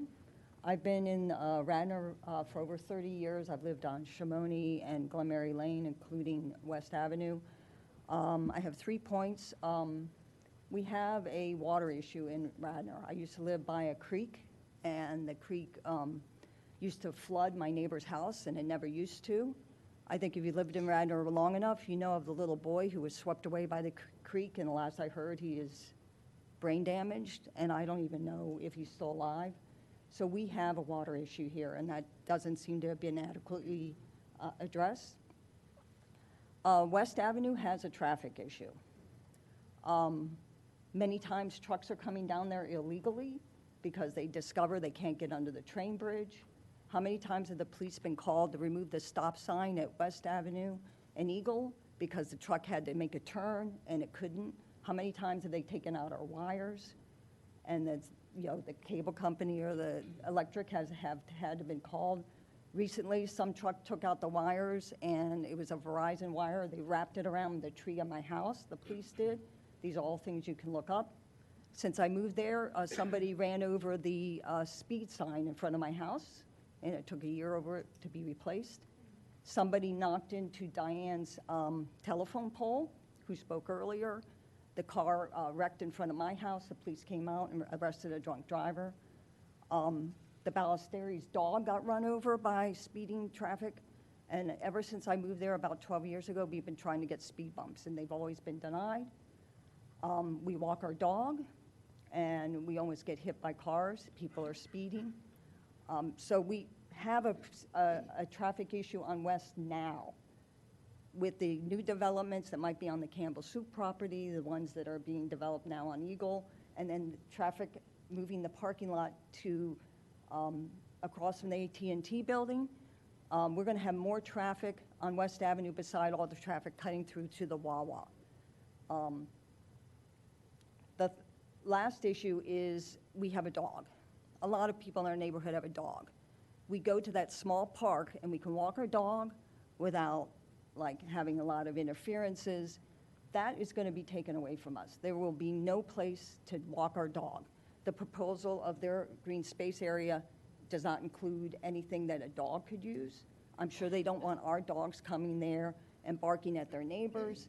So if they're going to take away that small green space, which there are very few within walking distance of where I am, I think that should be replaced. And that's it. Thank you.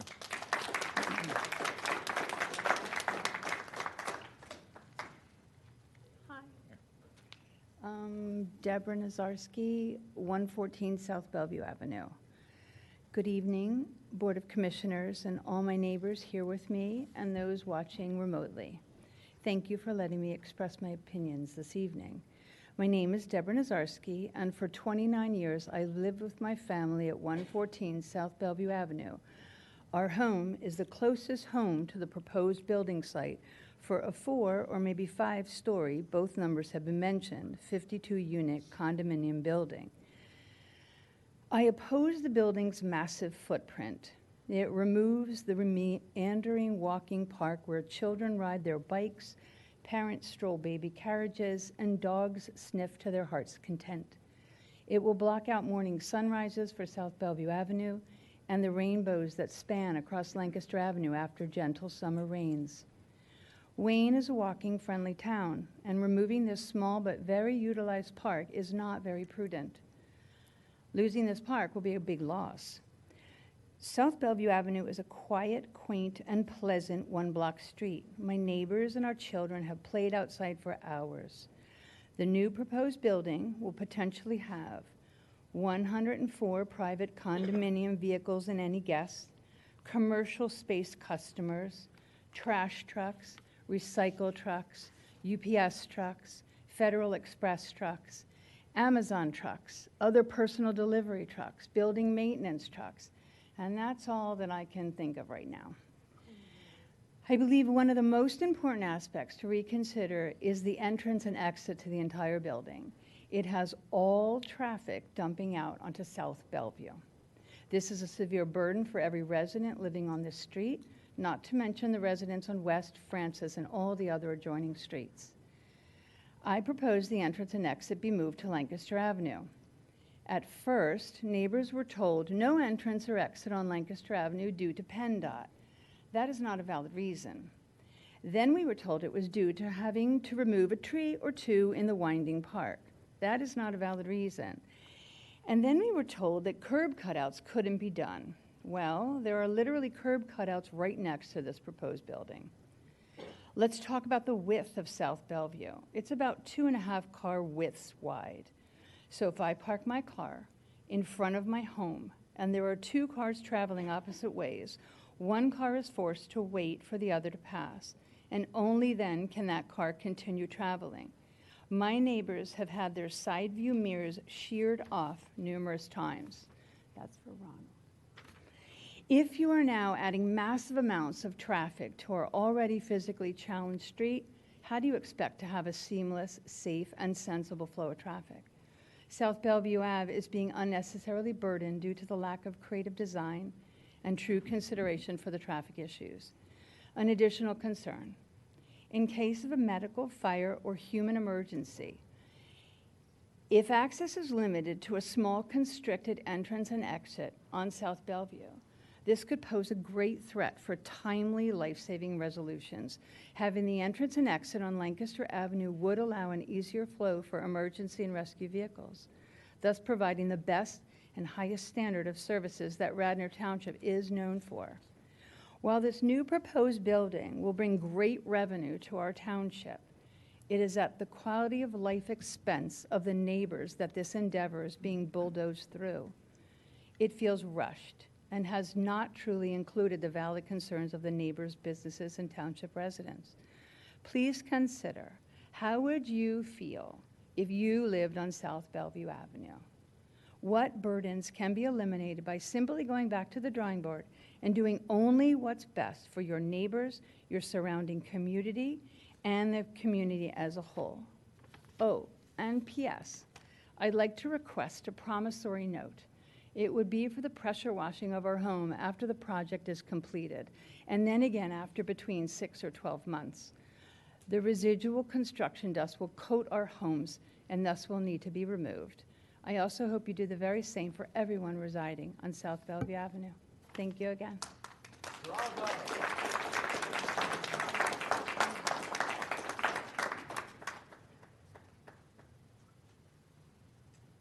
Kind of wish I wasn't following her. Very well said. My name's Mary Packer. I live at 27 Fairview Drive. To quote someone earlier, it's too much. It's just too much. 52 units, it's too dense. We take down 2 stories, we put up 3. We find a space, 2 by 2, by gum, we're gonna shoehorn something in there. 2 condos, 3 condos, we'll get it in. I was struck when I looked through some of the papers that they expected in 52 units there'd be 90 people and 6 children.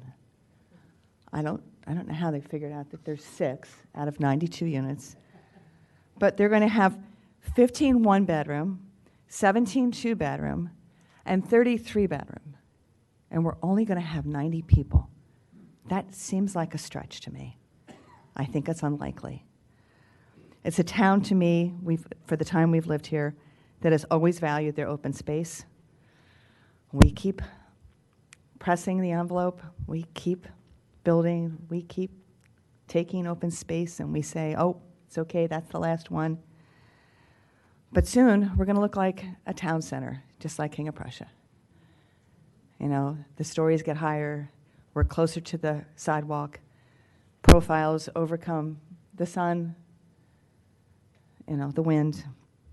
And I have to say, listening tonight, this is outrageously unfair to the people who live on West Avenue and South Bellevue. I don't know how anybody could do this to them. They're homeowners, they are taxpayers, their children have gone to school here, they've lived here for years and years, and you're going to destroy their neighborhood. traffic is going to be unbearable. It already is.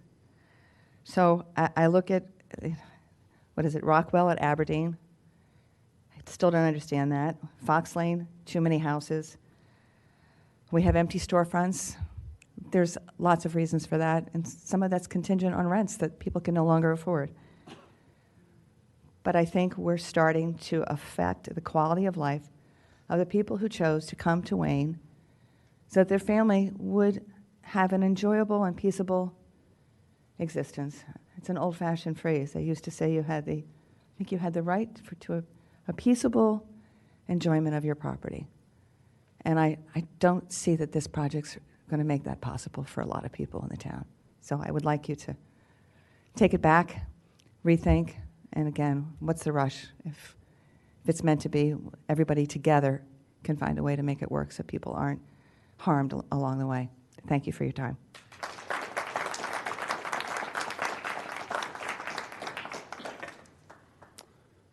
Hello.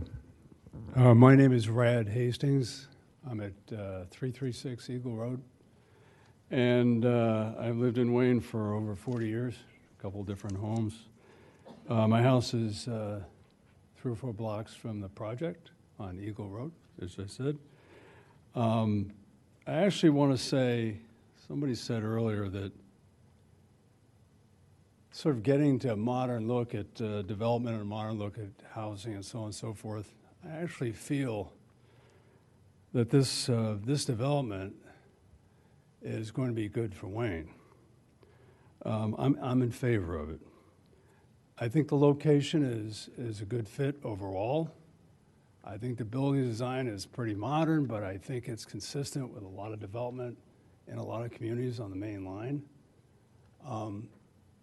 Several people have commented about, and we're worried as a family with all the store shop closed and plywood up in places, and having a group of families who are owners of condos, a good mix with the 3. I think that brings families in for sure. I think that's really a good positive thing for the city. It can absorb it, I think. Obviously, there have been a lot of thoughtful comments here tonight. And I don't want to detract or disrespect any of them.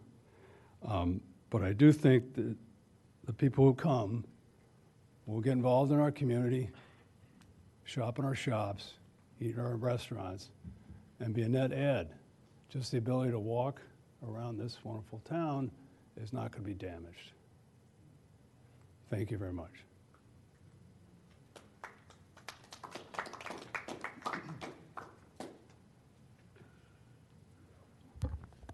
Good evening. My name's Rob Williams. I live at 226 West Valley Road. I'm a regular shopper, buyer, consumer of downtown Wayne. I travel West Avenue and Lancaster all the time, so I'm a big believer. I think there's 2 things that you might want to consider as part of your evaluation of this property under the conditional use. First, with regard to the comments about which kind of vehicles and trucks frequent this, the category of trucks and vehicles that are missing most, not seen because it's a 21st century transportation, not 20th century, which is what's required by the law. I'll just go down the list. Grubhub, DoorDash, Uber Eats, Caviar, Instacart are all going to be bringing their groceries to the front of this building. If you're paying $1.5 million for a unit, which is on page 49, those people are not going to jump in the car, drive out to Whole Foods, drive to Acme. They're going to expect deliveries. So you're going to have 52 units worth of deliveries. I'd be considering that as part of your evaluation. The second idea is on the renderings of the building on section A4, pages 31 to 35. The trees that are located on Lancaster Avenue roughly look like they're about 40 to 50 feet tall. And of course, as we know, all the tall trees in downtown Wayne got chopped down a few years ago, replaced by 10-foot trees. I'd recommend for future renderings, you might want to do the either trees in winter or trees that are the normal height of Radnor Wayne trees for those renderings, because then you'll really see what the facade looks like. In the renderings today, you've got this nice fuzzy, leaf-filled frontage, And it might be better for everybody to see what that frontage really looks like in winter or with short trees, because my guess it will probably look like those buildings in Berwyn where you have, big cubes sitting right on Lancaster Avenue. So those are my comments. Thank you.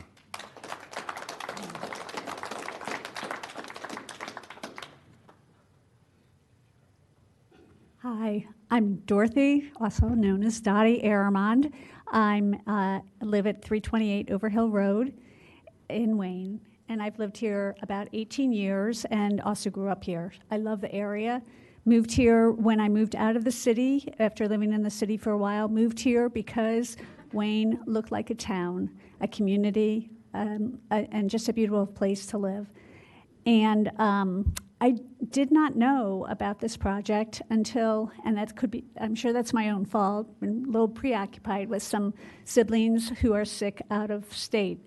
But I did not even know about this huge project until I believe it must have been a neighbor put some leaflets in my door, and I'm very grateful for whoever did that. I received it 3 times, and I made a note of it the first time. So many comments were so good, and the thing that just really stands out to me is that it is a monstrosity. It's truly a monstrosity. And the man who just said about the trees, looking like that, it's not going to look like that. It's going to look like a massive building in our sweet town. So it's turning our town into a city. It's going to look like City Line eventually. Our township doesn't need this revenue.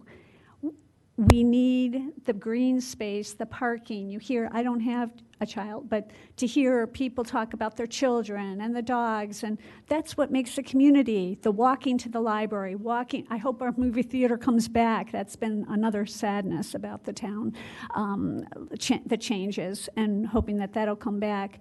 But to be able to walk to the library, I think you can ask any of my neighbors, and maybe even some people a couple miles away. I am a walker. I love it. And sometimes don't, so in a way, I'm not contributing to the traffic problems that people are dealing with every single day. But I just think between hearing about the traffic, the pollution, the lack of planning, the lack of acquiring anything from these developers and proposals, I just view it hopefully as no more, if it's something that's not going to be the park that I think that the town and the community really wants, because we have the empty storefronts, we've got a lot of new homes. I just think a beautiful little park right there would be so great. It would add to the value of our town by people driving through. They already want to live in Wayne, and it just would make it more attractive and also more useful, and really go to the enjoyment of the community. I really thank you for your time. I did not come prepared to say anything. I really didn't. I just learned so much about it tonight, and I'm very appreciative for this time and this hearing and this opportunity and all of your hard work and service. Thank you.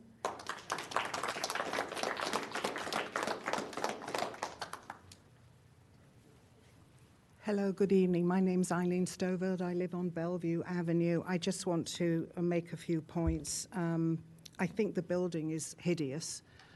It could be beautiful. It could be beautifully designed, carefully built, carefully designed. And if you go up to Ardmore, you'll see a lot of the buildings that look like that. We're not Ardmore. We're Wayne.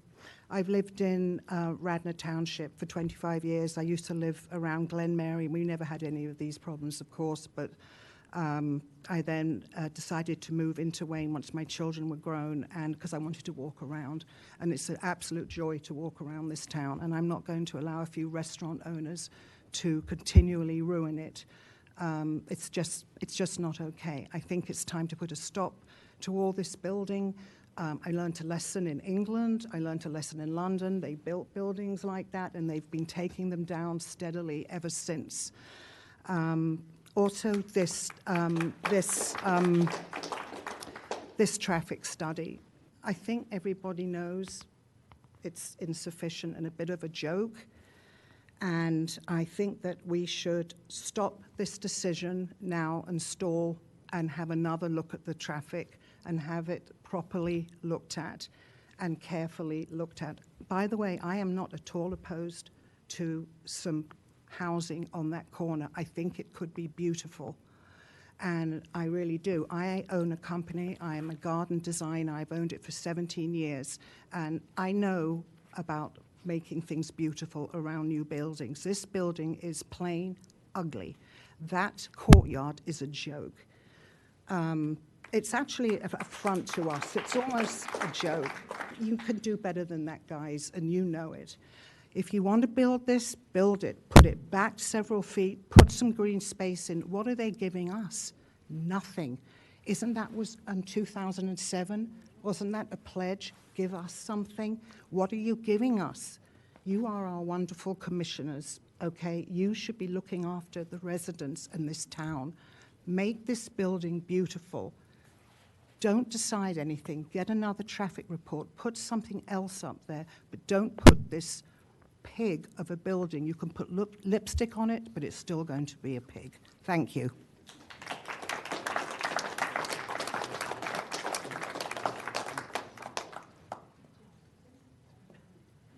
Good evening, Al Murphy, 627 Glenmurray Road. Just a compliment tonight. I think the testimony has been unbelievable and very detailed in some of the development presentations that I've been to. This has absolutely been one of the best. I don't plan really to add to that body. I'd like to make a couple of observations. One, I've been in the township over 40 years. And in that time, serving on a variety of boards and commissions, et cetera, there has been one underlying premise for the leadership here on this hearing, for the members here, for the activists who have participated on those committees. The one underlying premise is to keep Radnor and Wayne a green country town. It's actually written into the comprehensive plan. It's probably going to continue in the new comprehensive plan, I hope.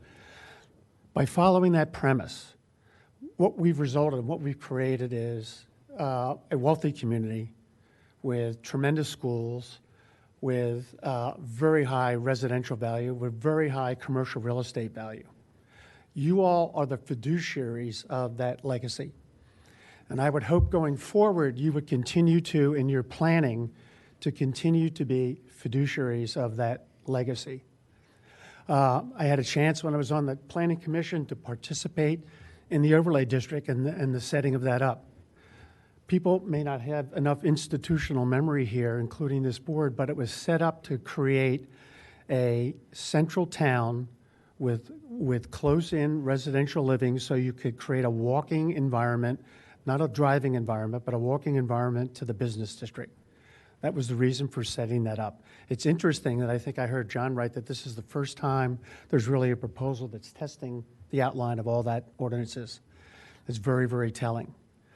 My concern is with you all as fiduciaries of the legacy is the amount of development that seems to be proposed in the works or moving forward now is greater than at any other time since I've been here.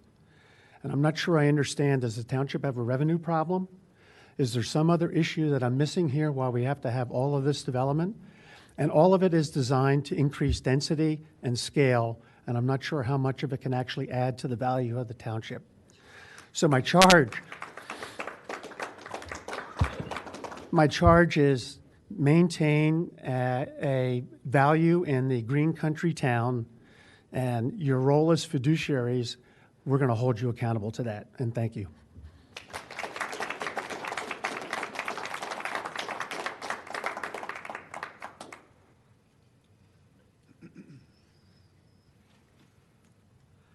Hi there, I'm Tim Holman. I live on Lenore Avenue. Just going to make a couple of points. I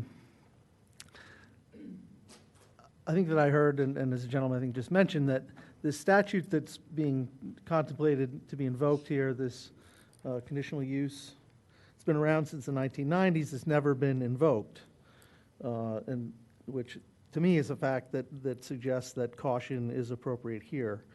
You know, my sense in reading the statute is that the grant of conditional use, it's not mandatory. It shouldn't be a foregone conclusion that, well, we're going to grant conditional use, and then, well, you guys can come back later on and argue and tell us what's wrong and fiddle around the edges. You know, the first, you have to determine whether you're going to grant conditional use here. And the statute says that you shall, Section 280, 5317B, 1 through 12 of the Radnor Code, says that you shall consider, among other things, for building mass, height and scale. Number 5, density and mix of the proposed use. Number 6, open areas, common areas for the public, landscape improvements to accompany any project.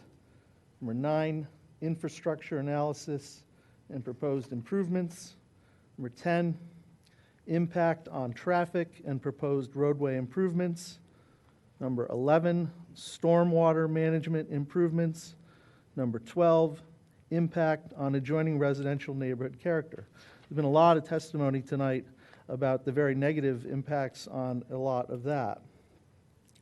And so, you know, it just seems to me that the developer has the burden of proving to your satisfaction that all 12 facets of this statutory scheme have been met. It's not the burden of the town residents to disprove those things. It's the burden on the developer to prove to you that it's appropriate to even grant this conditional use to begin with. And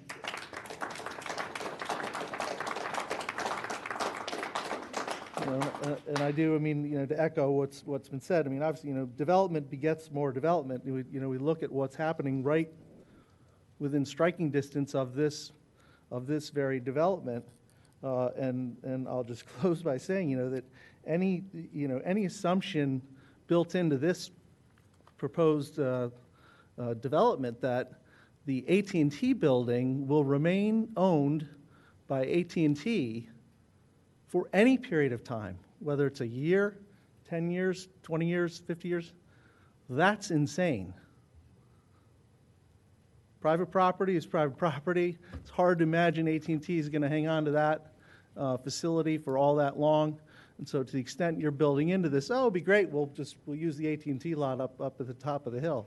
Well, you should not assume that that's any kind of long-term solution. Thank you.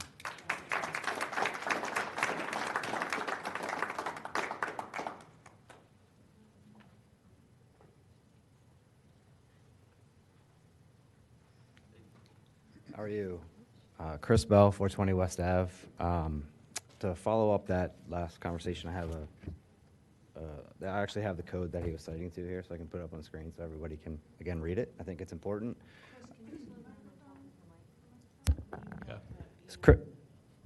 Sure.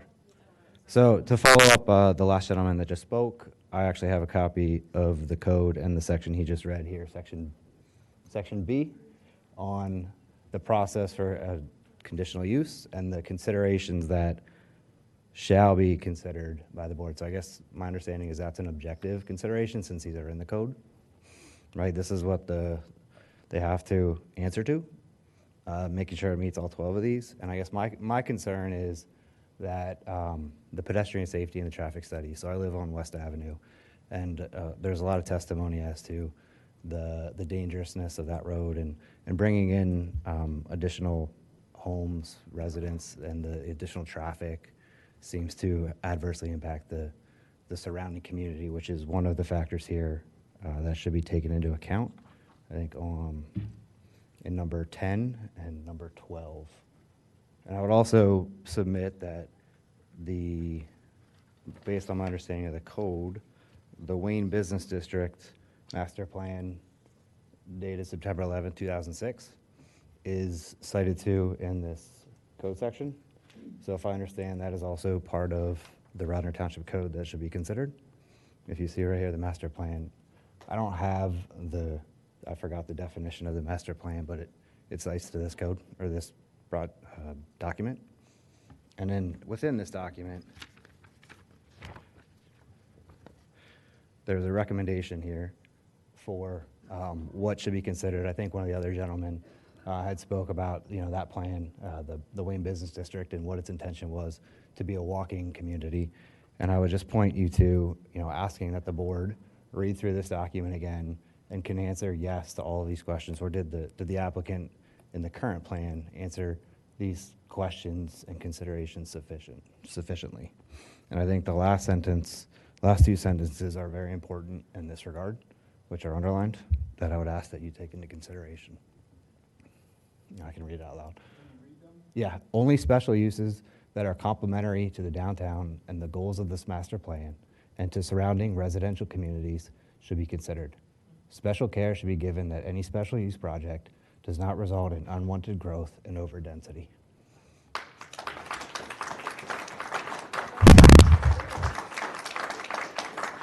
So one thing I would ask of the board is, if you do ultimately vote yes and if you think that this is the best use of that district, I would ask that you also ask the developer to think about what other accommodations they can make to help the surrounding community and mitigate some of the impacts especially with respect to pedestrian safety, as it is supposed to be a walk to Wayne area. So that would be it. If you do vote yes, I would ask that, you take all that into consideration and really think about pedestrian safety. Thank you.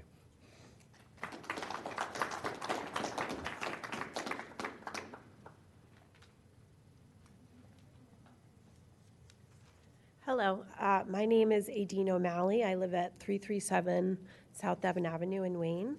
I grew up in St. David's and used to walk to Wayne when it was a sleepy little town. My mom grew up in North Wayne. And I just wanted to pose some questions. What is our identity? What is our character?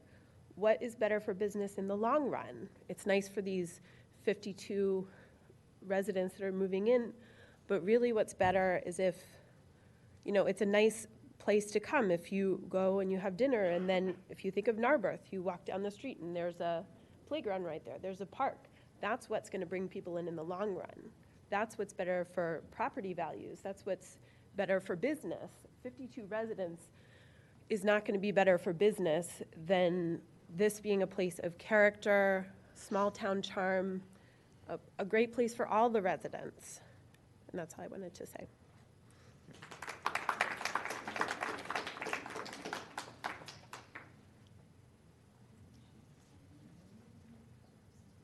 Hello, Caroline Hummel, 217 Lenore Avenue. And I'd just like to, pardon me? Okay. You can pull it towards you. Pull it. There we go. Okay, thank you. I'm listening to, of course, a lot of things that have been said tonight, and I basically want to just support some of the comments and concerns that have been made. One being that being a walking community, I'm someone that walks too, a lot around Wayne, and I've been doing it for a long time, and during COVID, that's all I did. Was walk all over Wayne and went to streets I didn't even know were here, or only drove on.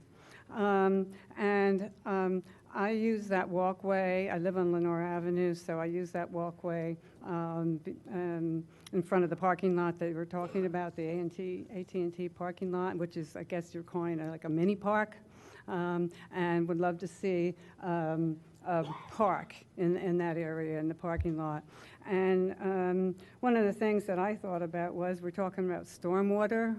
One of the best ways probably to help with that would be to build a park there and have it all be pervious, and also be something that residents could enjoy, just like that little space that is there on either side of the sidewalk, and it has some benches and has the trees and bushes and grass, and it's just very relaxing and attractive for anyone that's walking either from the community, from the center of Wayne, or to, either way. And you feel safe. It's far enough away from the street that you don't feel like you're going to get run over. Because some of those streets, some of those sidewalks that you walk on, you just feel like you're walking on the street. So that's a big advantage of that. Open space, it's part of open space, which is one of the visions for the Radnor, planning, is open space and stormwater. Let's see. What else? Traffic's already been talked about a lot, but the neighborhood character is also mentioned on this plan, and that's been, talked about also, and I think they've said everything they could about that, and understand that and appreciate it. And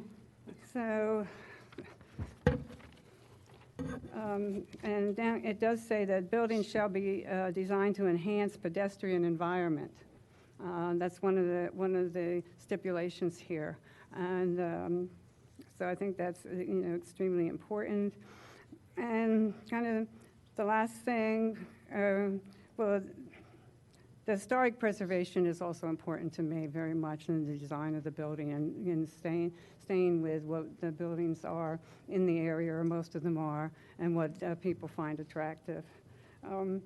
One thing, one thought that I had, which is just a little kind of cliche, is that by right doesn't make it right. So that's it.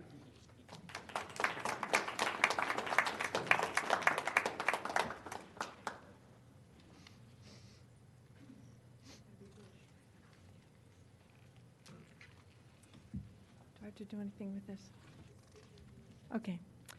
Well, I also was involved with Al in formulating Sorry, this. name and address, Oh, I'm please. sorry. Cheryl Tumola, 411 Midland Avenue in Wayne. Okay. Along with Al and the rest of the people who were on the planning and implementation committees for the comprehensive plan, we formulated this plan with Matt Bauman. At the time, the business district was suffering greatly from this kind of crazy, mixed up lack of direction. One of the things that we sought to do, and I would very much like you to do, is to guide growth. I don't want you to turn down everybody. I don't want to say bad things about development, but this is not an example of a guided growth. This doesn't fit in, it doesn't conform, it doesn't reflect the community. These spots were singled out because they're odd locations. What do you do with them? There was a lot of pressure about parking, whatever, and the solution that was found was that lovely linear park that is used probably more than anything else in downtown Wayne for people to just sit and chat and have their dog run around or push their baby through, whatever. So please guide the growth in a direction that fosters our sense of community. Thank you.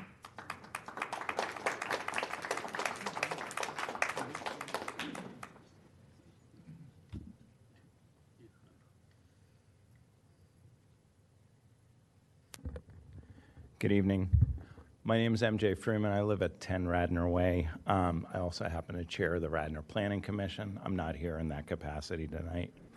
I have to say, first and foremost, that we see a lot of public participation in this project. And I'm a little envious of the attendance, to be honest with you. I really wish we had that kind of public participation in some of our committee meetings, but it's probably rightly so. This is an opportunity for the developer as well as the township to educate the public on, in some ways, this is a project that will not only affect the surrounding neighborhood, but it'll actually affect us all as Radnor residents. That's what a conditional use hearing is all about. I do want to acknowledge the big elephant in the room tonight. Change is very uncomfortable. And even though the AT&T parking lot actually happens to be an eyesore and a stain on our business district, doing nothing might feel better than actual redevelopment of the site.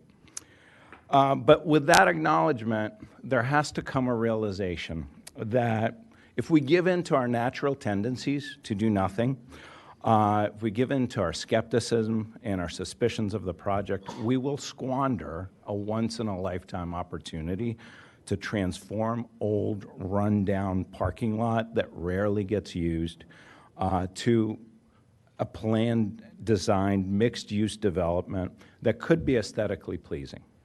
And this development could possibly breathe life into our world-class downtown. I've sat through the entire hearing with you. I've listened to the testimony, as you all have. I've listened carefully to the developer as they've answered questions from you, from the public, and having examined the Radnor Comprehensive Plan and the Wayne Business District Master Plan, I'm convinced that this project should be approved. Let's talk about the elements of this project. First and foremost, this project is compliant with our code. The developer is asking for no zoning relief. It's extremely unusual. And they were very careful to propose a development that not only meets our code requirements, but also is within the spirit of our comprehensive plan that encourages mixed-use structures within the WBOD. Second, you have to agree that there are virtually no projects in this town that gain parking without adding impervious coverage. That would defy the laws of physics. This project adds additional parking without creating additional impervious. That's a big deal in downtown Wayne. And this is parking that would arguably be more convenient to our downtown business area. And this project adds that. The streetscape improvements, like them or not, and that will be debated, if this project gets approved, it'll improve walkability, and it'll give access to folks that want to leave their cars parked and while they do their shopping in our business district. Last but not least, I'm also really leery of any traffic study, and God knows I see a lot of them. But it's hard to imagine that the folks that will live in this development at 60 West will be making multiple car trips in our business district. And what I envision, and I think it's a foregone conclusion, that they will actually park their cars in the garage and they'll be doing the logical thing and walk to our downtown and use our rich public transportation infrastructure as well. I also want to talk a little bit about the retail environment in downtown Wayne. Some of our businesses are thriving, and others are in the decline. It's hard not to notice the empty storefronts as we go down Lancaster Avenue. But this development doesn't add another block of potentially empty retail space. What it does add is the very important part that makes a thriving business district, and that's people. People who will pay taxes, who will patronize our stores, they will take pride in Wayne, and they will add to the nighttime security of our Wayne Business Overlay District by walking around.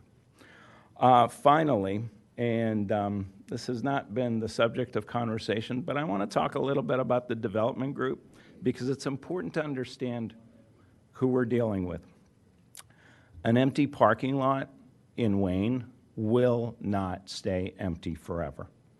This development group has given you the best possible development plan for this site, and any other alternatives that you might see may not be as favorable. This project before you tonight checks all the boxes, partly because the development team has its roots planted in Radnor. You have Ken Kearns, Dave Falcone, and Stephen Varenhorst, like the architecture or not, he's a nationally acclaimed architect. And you know them all because throughout the years they've given so much to Wayne by virtue of their public service. So in the end, I hope that you'll consider the totality of the evidence presented, give it the proper weight, examine our comprehensive plan, reflect on the many benefits that this project will bring, and I hope you'll come to the only logical conclusion but to approve. Thank you.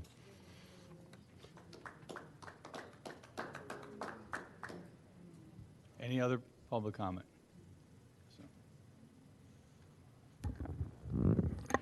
So I'm Bob Iodice, 238 Lenore Avenue. And My family has been a resident here for 26 years, so we're relative newcomers compared to some of the other folks we heard. But we also came here because of the character of the community. And that's probably the biggest objection that I have. Now, we heard some people saying that they're not anti-development.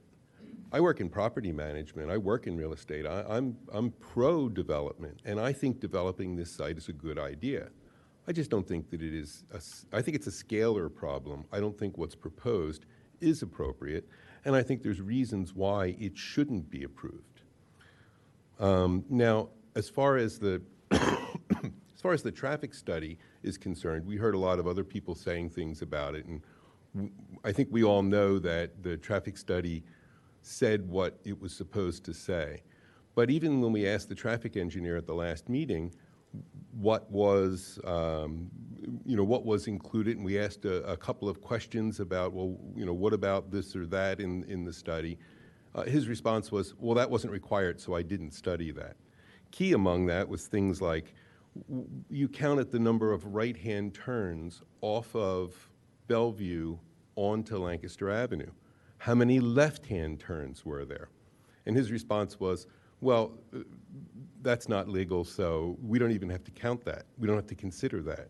Well, I'm paraphrasing, but that seems to me like we've missed a lot in this study. Big part that wasn't there because it wasn't required, and I get that, was a pedestrian study, particularly a pedestrian traffic study. There's some point, and I don't know where that point is, but there's some point when the density gets high enough and the traffic gets high enough that we're going to see injuries and fatalities well above what we see right now. We still have incidental incidents that nobody is happy with. Increasing the amount of traffic is not going to help that. Now, I know that there's a lot that the developer can develop, the property owner can do, that we have no say over. Whether I like how this looks, whether I think it is an appropriate architectural style, whether I like the color, that's all irrelevant. And we can't limit them from developing based on that. But we can based on things like the height of the property and the impact on the rest of the community in terms of traffic and infrastructure. And for that, you as the commissioners have the opportunity to decide whether or not this is appropriate for the community. Now, in keeping with the scale in Wayne, if they were to develop the property, lower density, lower traffic, and accommodate the downtown corridor, integrate into the downtown corridor, it probably wouldn't get the opposition that you see here. And there's probably 10 times as many people who aren't here tonight who feel exactly the same way but had other commitments. So as the Board of Commissioners, you obviously have constituents here and at home who don't think that this is appropriate.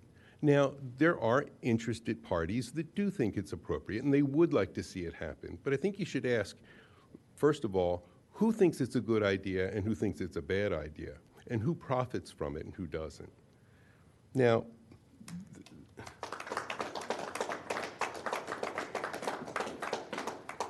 when this special use was approved 30-some years ago or so, Radnor was a really different municipality than it is today. The community was different, the size was different, the population was different, the traffic was different.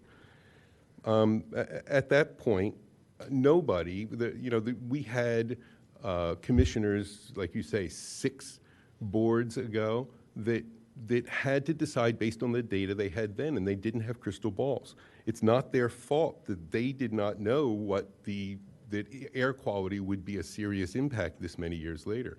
It's not their fault that they didn't know that there was such a thing as Uber Eats or DoorDash or Amazon or any of these other things that exist today that didn't exist then. So for this board to have to,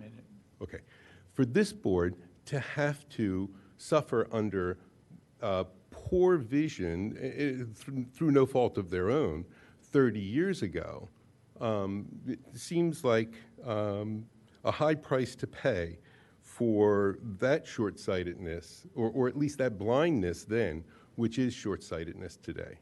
So for those reasons, I think that this should be disallowed, not approved, and that something else appropriate to the site and the community should be submitted. Thank you.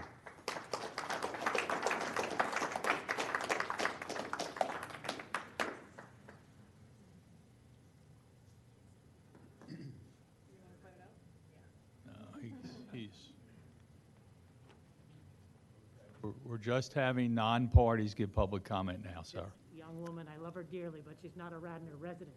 So I am Bob's daughter. I stay home occasionally. Oh, okay, but the previous meeting you said only Radnor residents. Well, But, okay. you've already spoken. Yeah, You okay. could go ahead and speak. Go ahead. Okay. Yeah, just be on record that you're kind of changing the rules throughout the hearing. Well, yeah. Okay. Okay. Or we could have invited other people if we thought we could get people outside of Radnor to come, potentially.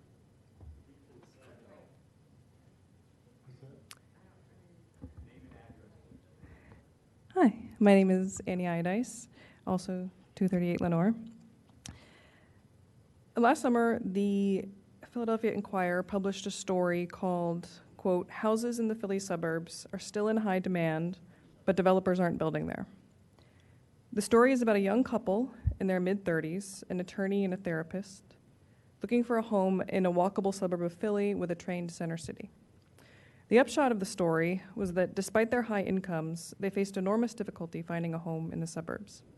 The story talks about how this is part of a broader trend of, quote, people in their late 20s and 30s who are priced out of desirable suburbs, a demographic that a generation ago would have already moved out to the collar counties or South Jersey, end quote. The story quotes an expert who says it's really hard to buy a $500,000 house in the suburbs at this point. And this tracks with data on home sales prices. According to data from the Federal Reserve, the median listing price per square foot for a home in Delaware County rose from $138 in November 2018, which was only 5 years ago, to $202 in November of last year. Even more locally, according to Redfin, the median sale price in the 19087 zip code was more than $900,000 last November. The article goes on to explain why this has happened. 30 years ago, our suburban counties were building a ton of new housing, but now building has slowed to a crawl. In our county alone, which has more than 500,000 residents, fewer than 4,000 homes have been built over the past decade. As a result of the shortage, home prices have spiked. And this has serious social consequences. As the Inquirer put it, the shortage of homes in the suburbs, quote, has long contributed to the residential segregation in the region as lower income people have been priced out of the suburban market. Today, the political hurdles to building new housing mean that middle-income residents are also finding it more difficult to move out of Philadelphia. In other words, lower-income folks have been priced out of our community for a long time, which, to be clear, has always been troubling to me. But now, even people who could have moved here a generation ago and started their families can no longer do so. To reverse this trend and start chipping away at these problems, we will need to build more housing. And there are people trying to build homes in the suburbs, but the Inquirer notes that a main reason they don't succeed is, quote, increasing sentiments against new development. The article says this has always been a factor, but it's much stronger now, and that the main concern from existing residents is about additional traffic. Quote, across the region, attempts to add density or reconfigure sprawling, auto-centered development from the past has been met with public opposition. Ardmore recently tabled part of a new master plan that would have encouraged denser residential development. New multifamily housing in towns like Swarthmore is often reduced in size and unit count in the face of intense opposition. Cherry Hill in South Jersey recently rejected a senior apartment building due to traffic concerns, end quote. It's because of this political opposition to new housing that I wanted to come here tonight and speak in favor of this project. These folks are offering to turn a parking lot into more than 50 badly needed homes. And obviously 50 homes won't fix the shortage on its own, but we must start somewhere. For the folks that oppose this project, an objection may be to my argument that you're not opposing development in general, you're just opposing this project, not new housing across the community. But with respect, a lot of the complaints being made are about things that would be true of any significant addition of new homes to our community. Moreover, the housing shortage is largely caused by lots of individual projects like this one getting downsized or canceled as a result of political opposition. In other words, opposing individual projects has added up to a region-wide shortage. Another objection may be that homes at these price points are not going to bring the median price down, so we should oppose them even if we don't like the economic segregation caused by our housing shortage.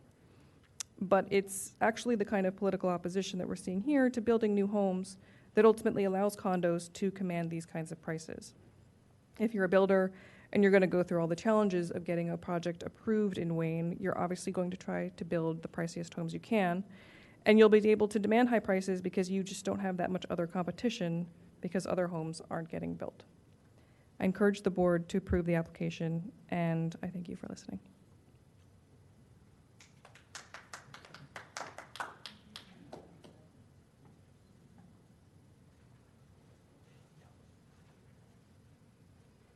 Tom Lowy for North Wayne Avenue. I'd just like to address the point that was just made. So if I'm understanding this previous speaker correctly, she'd like some of the project to be dedicated as low-income housing so we could eliminate some of the economic segregation that's happening in Wayne, and we could have a more diverse population, and those people who work in all of the retail and restaurants in Wayne would be able to live here as well. Thank you.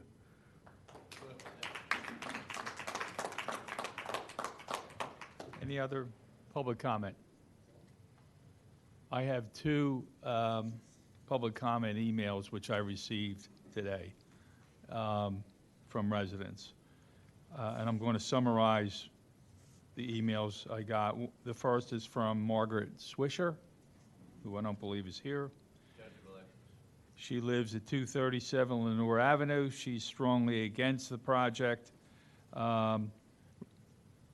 Does not like the architecture, cause it is a monstrosity, is concerned about the traffic quality of life, and urges that it be reduced in size and that some green space be part of the project. The second email I received was from Justin Henry, 307 Overhill Road. Mr. Henry is concerned. He's also opposed to the project.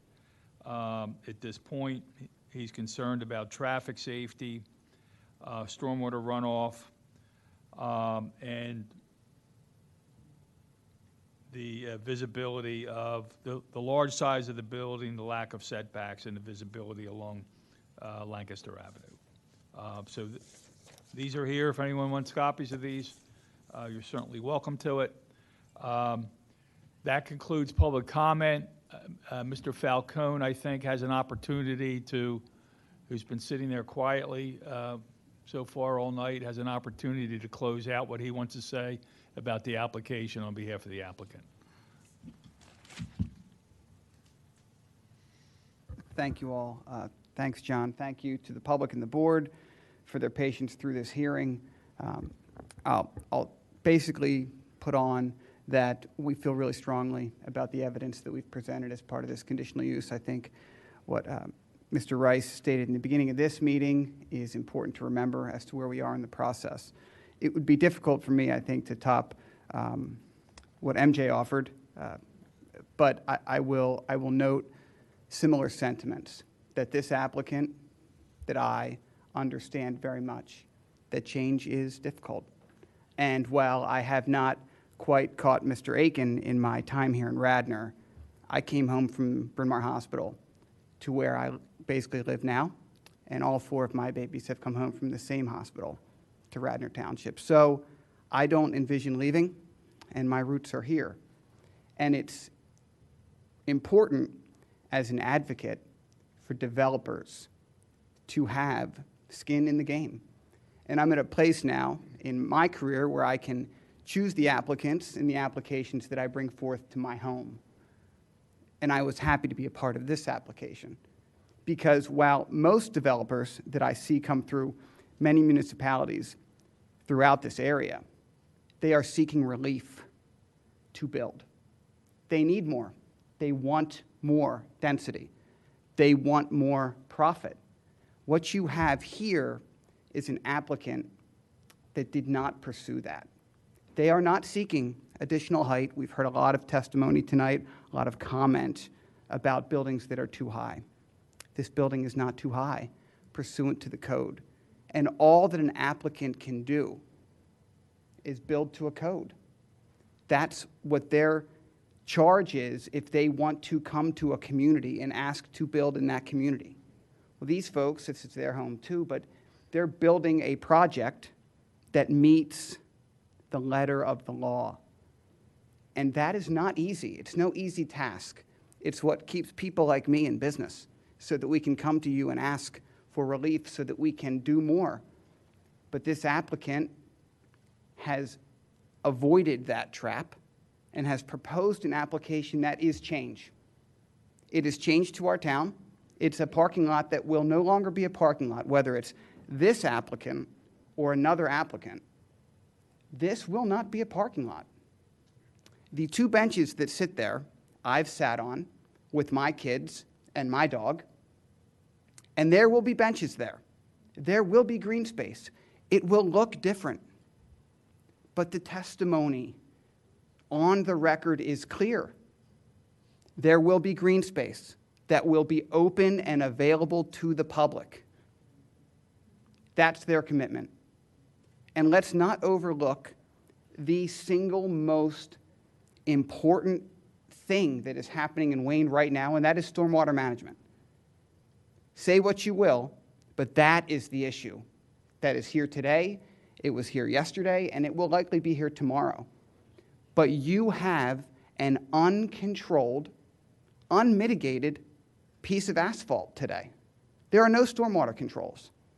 And you have an applicant who, with an expert, testified they will exceed the township's stormwater requirements. They will bring this property back to a full meadow condition and then control all the development from that. That is significant. And while it's over my head in a lot of respects, because I'm not an engineer, I can tell you it's not over your township consultant's head and it's not over our expert's head, that is a significant beneficial impact to downtown Wayne. And it won't fix it. And the traffic, there will be cars. But if we read the ordinance carefully and closely, 3 specific properties were designated in Wayne as special use areas. This property, the property behind the Presbyterian Church, and the West Wayne lot. And they are designated because of their proximity to public transportation, because the drafters of that ordinance, when they drafted it, wanted a walkable community. And they identified multifamily use because of that. They want these people to move into town, they want them to live here, and they want them to walk and take the train. That's their thinking. I'm not one of them that drafted that, but I believe it. I think our town can use it. This applicant thinks our town can use it. So, I hope that you hear everything that all of these folks said tonight, because they're not mostly for us, they're my neighbors too, and the impact to them is real because it's change, and I respect it. But I also would appreciate if you pay close attention to the evidence that we've put on through several hearings, multiple experts, reports that have been submitted to your consultants and reviewed. The much maligned traffic study was reviewed by your township consultant. We got a review letter that said, expand that study, cover this area and do these things. You heard from our expert who said we did all of those things.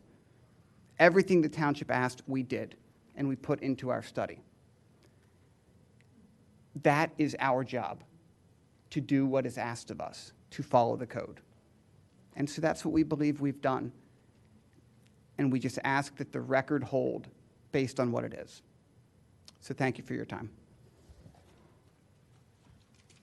Okay. Just a little bit of housekeeping.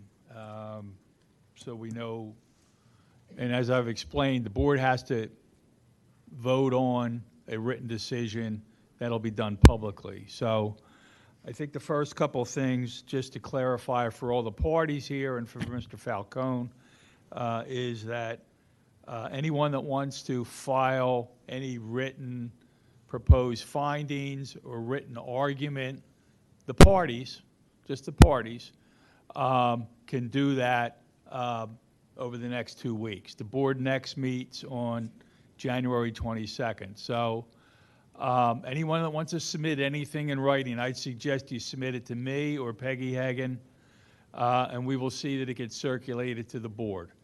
Mr. Falcone, the same thing. If you can submit some findings, whatever you're proposing in writing to me, and we'll see that the board gets that. Ultimately, and I guess I've got to ask the board meets on the 22nd and then on February 12th. Since there has to be a written decision, we need to have an executive session to discuss the hearing. I would suggest that the written submissions from the parties come in by January 22nd, and then the board would be in a position to make a decision February 12th. As part of your regular agenda. Because there has to be a written document also prepared with respect to whatever the final decision is. So is that acceptable to the parties? Is there any questions regarding that procedure? Mr. Aiken, come on up to the microphone, or do you want me to repeat that? I'm just not quite clear on the purpose of the follow-up meeting. Could you? Well, the follow-up meeting is for the board to vote. There's no voting happening tonight. There's no decision being made, and there won't be any decision made on January 22nd, which is the board's next regular meeting, but we're saying that the decision will be made on February 12th, which is the board's first meeting in the month of February. So in February, you will be voting? Yes. On whether or not to Approve the conditional use.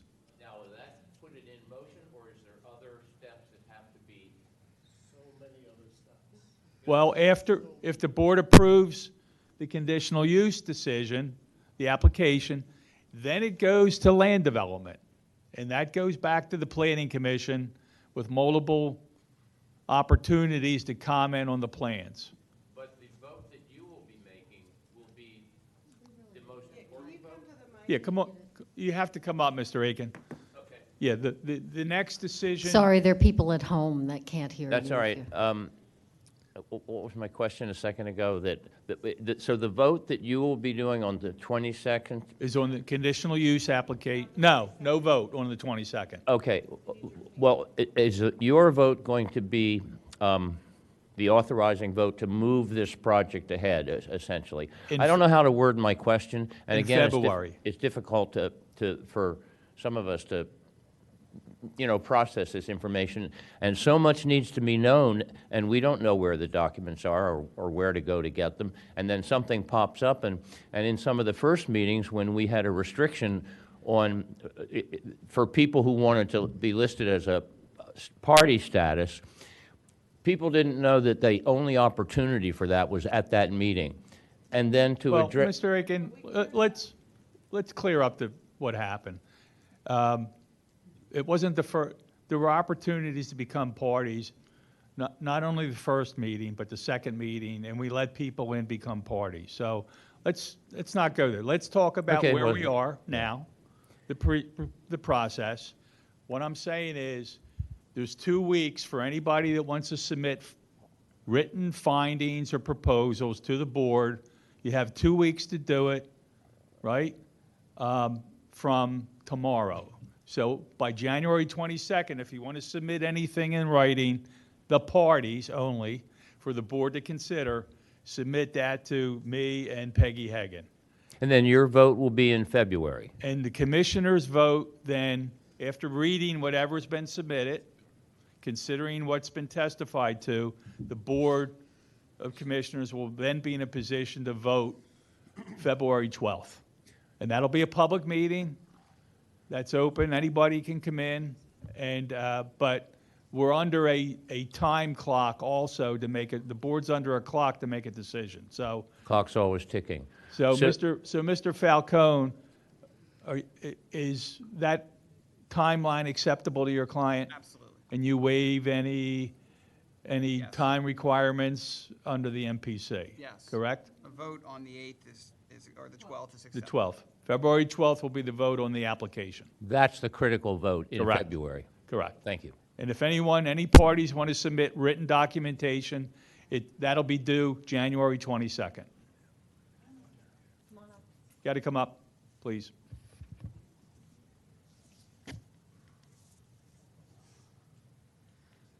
Yeah, I'm a little confused. I would like the board to strict any non-residents' comments, because I don't know why they should be commenting on when they do not live here and they do not have part of the project.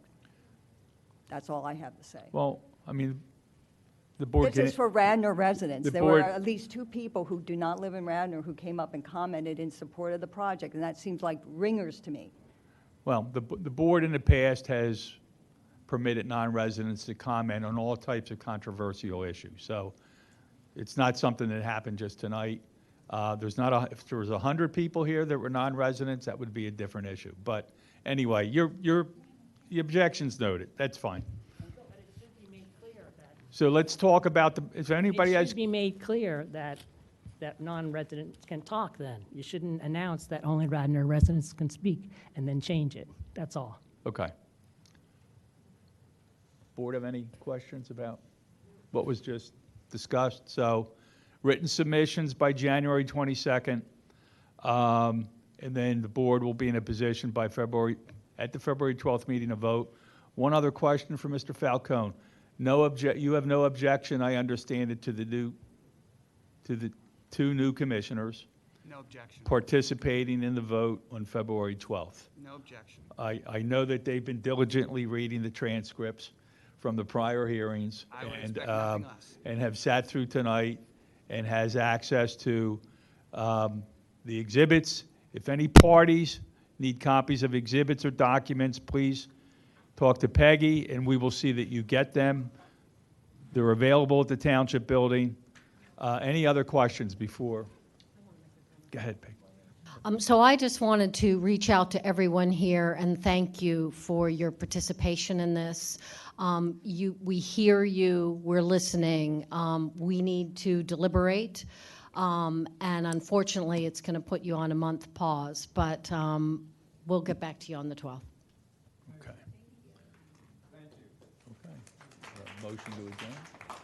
Can I have a motion to adjourn? Second? Yes, I've been waiting for it. Adjourned.